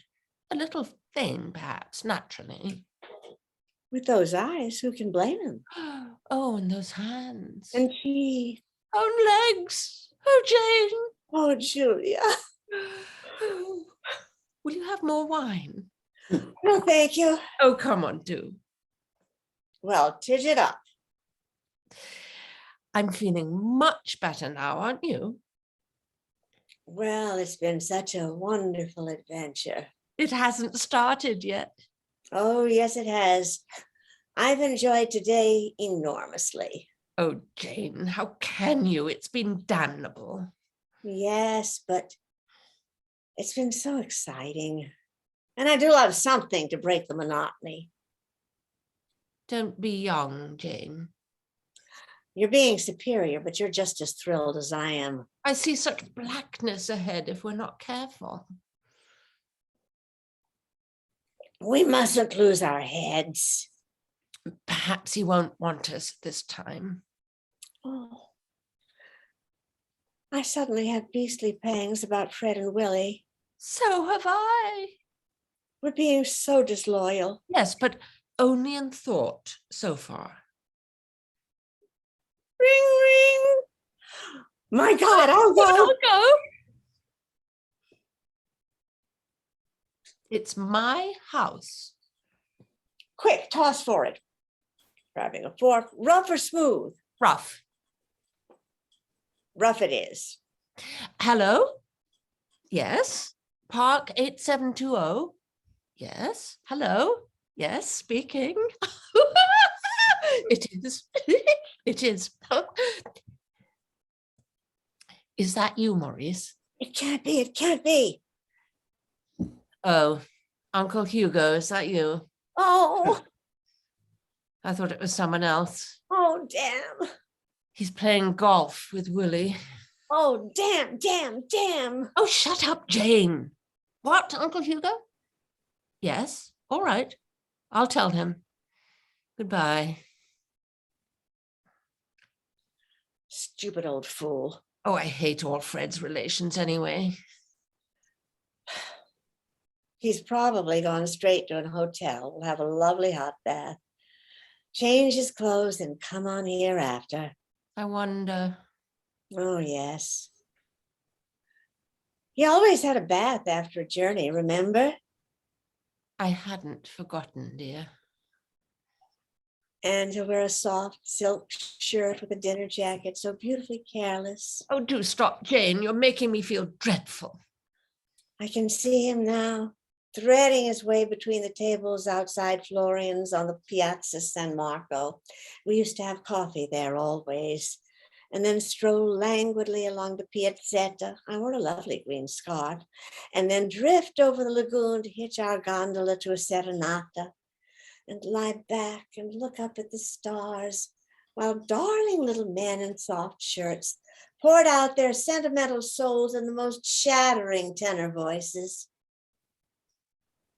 Sometimes we wouldn't stop at all, No. but just glide on over the Piccolo Canalis until we finally came out into the big lagoon behind Venice, away from everywhere, just one or two buildings rising up like ghosts through the mist.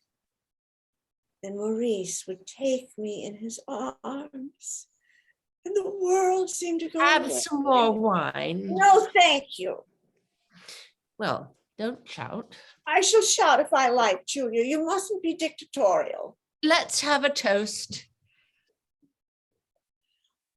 Maurice Duclos. Maurice Duclos. No heel taps.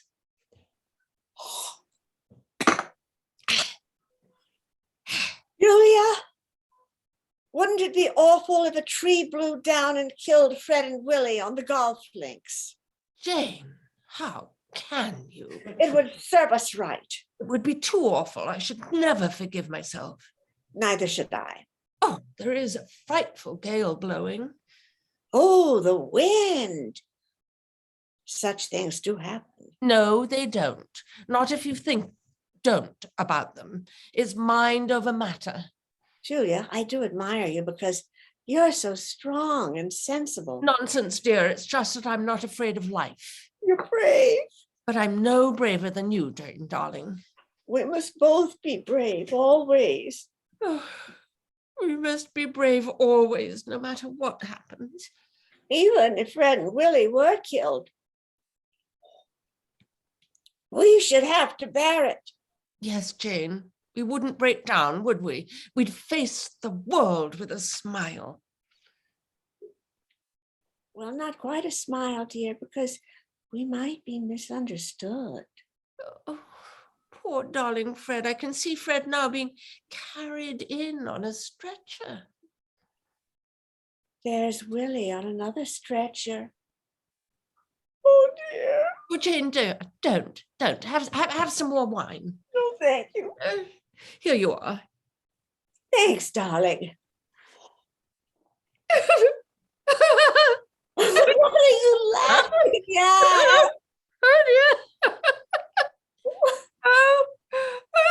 What are you laughing at? You look frightfully funny. What's the matter with me? You just do. Oh, do you do? Go on, look at yourself. Oh, it's our heads, I think. They're far too big. It's because we had too much wine. Oh, much too much. Let's sit down. All right. Would it be terrible if the Queen suddenly came in? Oh, I don't think she will. She's in Paris. She's back. Oh. I'm beginning to feel warm and comfortable. Yes, I'm feeling absolutely splendid myself. I couldn't feel better. A child could play with me. Ring, ring. The bell, the bell. Oh, it must be him this time. It's my turn. Hello? Yes, this is Park 8724. No, it isn't. Keep quiet, I can't hear. Do look on the thing. It's Park 8724. No, it isn't. It isn't. It's 8720. They cut off, Julia. It's a trunk call. What am I to do? Exchange. Go Hello? on. Put back the receiver. It'll only go on ringing and ringing and ringing if I do. Exchange. Hello. Oh, come on. Give it to me, for heaven's sake. Hello? This is the wrong number. No, I'm not. I'm somebody quite different. Oh, do shut up then. Ah! It's a shame. What on earth did you say we were Park 87244 for? You ought to know the number by now. I couldn't help it, dear, because he jumped. Oh, you were in such a flutter because you thought it was Maurice. I was as calm as a cucumber. Why did you say it was 8724? I can't imagine. I couldn't help it. I told you I Oh, couldn't don't help it. argue, Jane. When one's been stupid over anything, it's much better not to argue. Stupid indeed. I like that. Why, if you ring. Oh, it's ringing. Is it pretty? Leave it to me. It must be him. No, it's only that trunk call again. It'll probably go on all night because you told him it was Park 8720. I didn't. I said 8724. Oh, Jane, how can you? You said it was 8720. It is 8720. Oh, it isn't. Look here. I shall go mad, that's all. And it will serve you right. Oh, stop it ringing. Stop it ringing. Well, very well then. Will that suit you? I don't mind what happens now. I'm just past everything. Will you have a liqueur? Don't be ridiculous. Benedictine? Shall we have them in tumblers? I ordered it for you. I thought it would round the evening off so nicely. They certainly will. Pardon?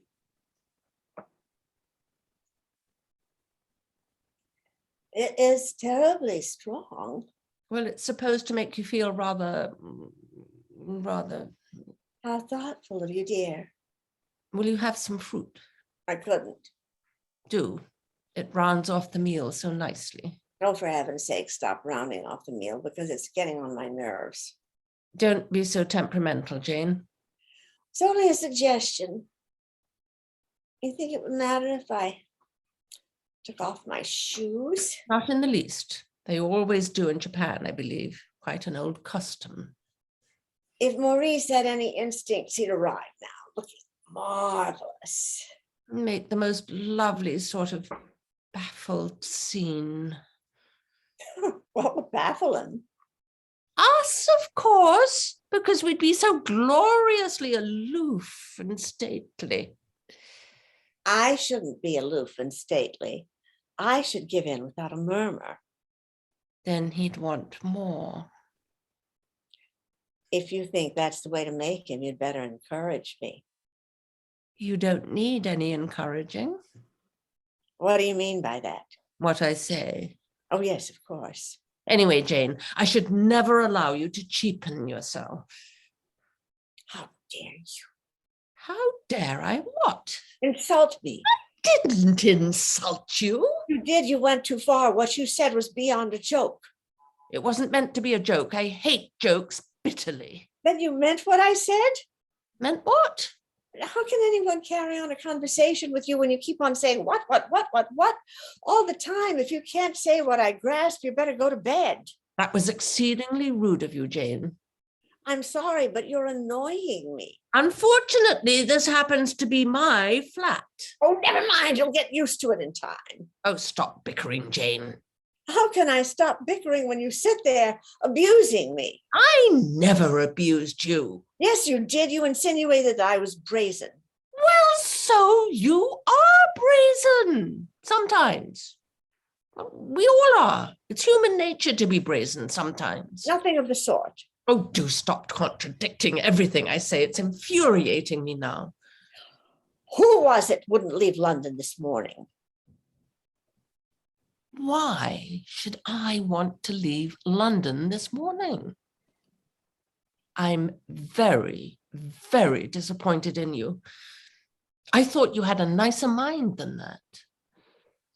I suppose you think your mind's a lovely gilt basket filled with mixed fruit with a bow on top. Better than being an old sardine tin with a few fins left in it. You'll regret that remark in your soberer moments.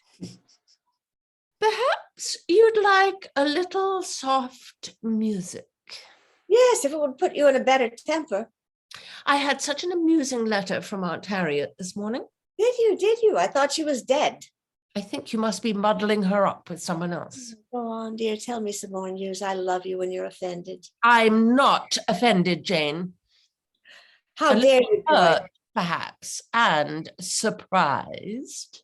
How dare you draw yourself up and become the outraged hostess with me? I'm sorry. I must have lost my sense of humor. Perhaps because I'm tired.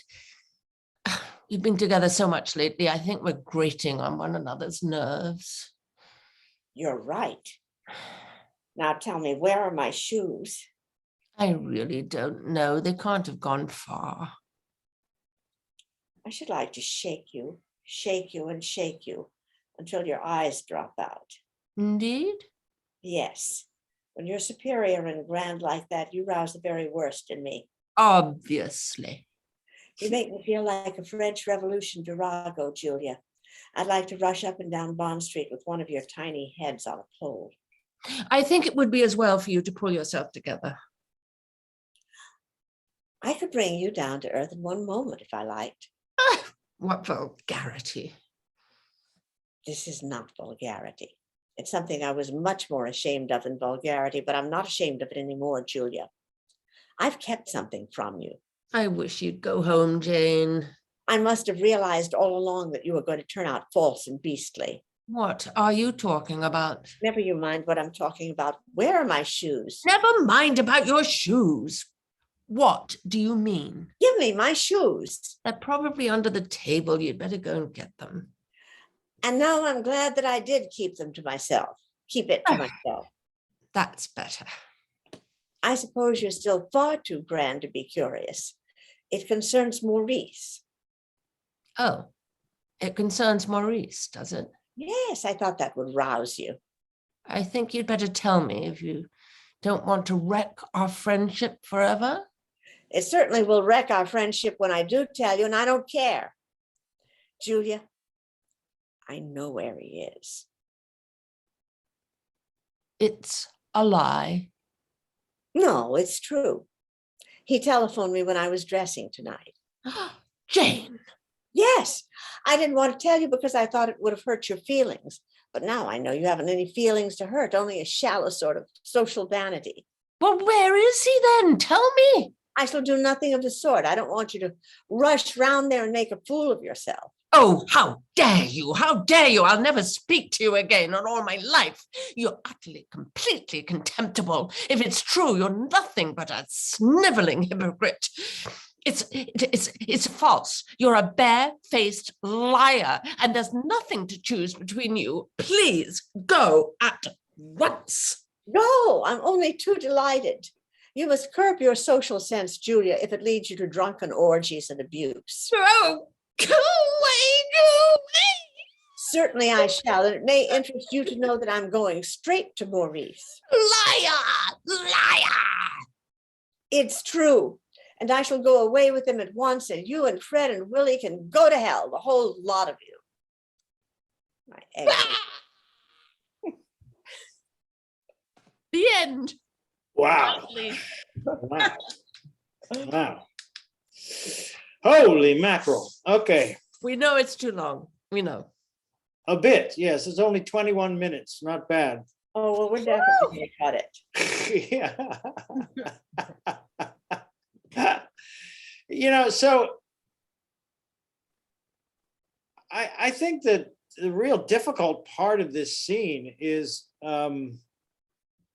figuring out the beats. You know, there's a lot of beat changes in this, and because I think the trap is, and at least was for me listening to it for the first time, intelligently read, but it just seems to go, on and on and on, you know, and so what will make it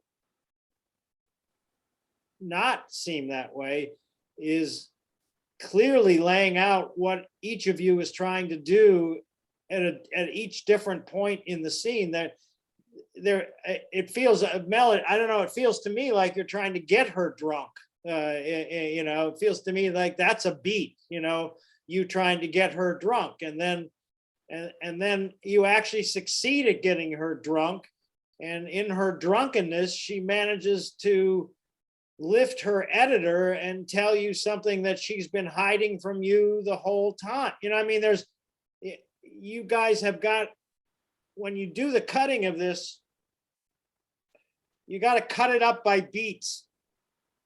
And you've got to know exactly what those beats are. I can't help you with that now, but you guys need to make clear decisions, because otherwise it just sounds like one long dialogue about poor Maurice not coming. And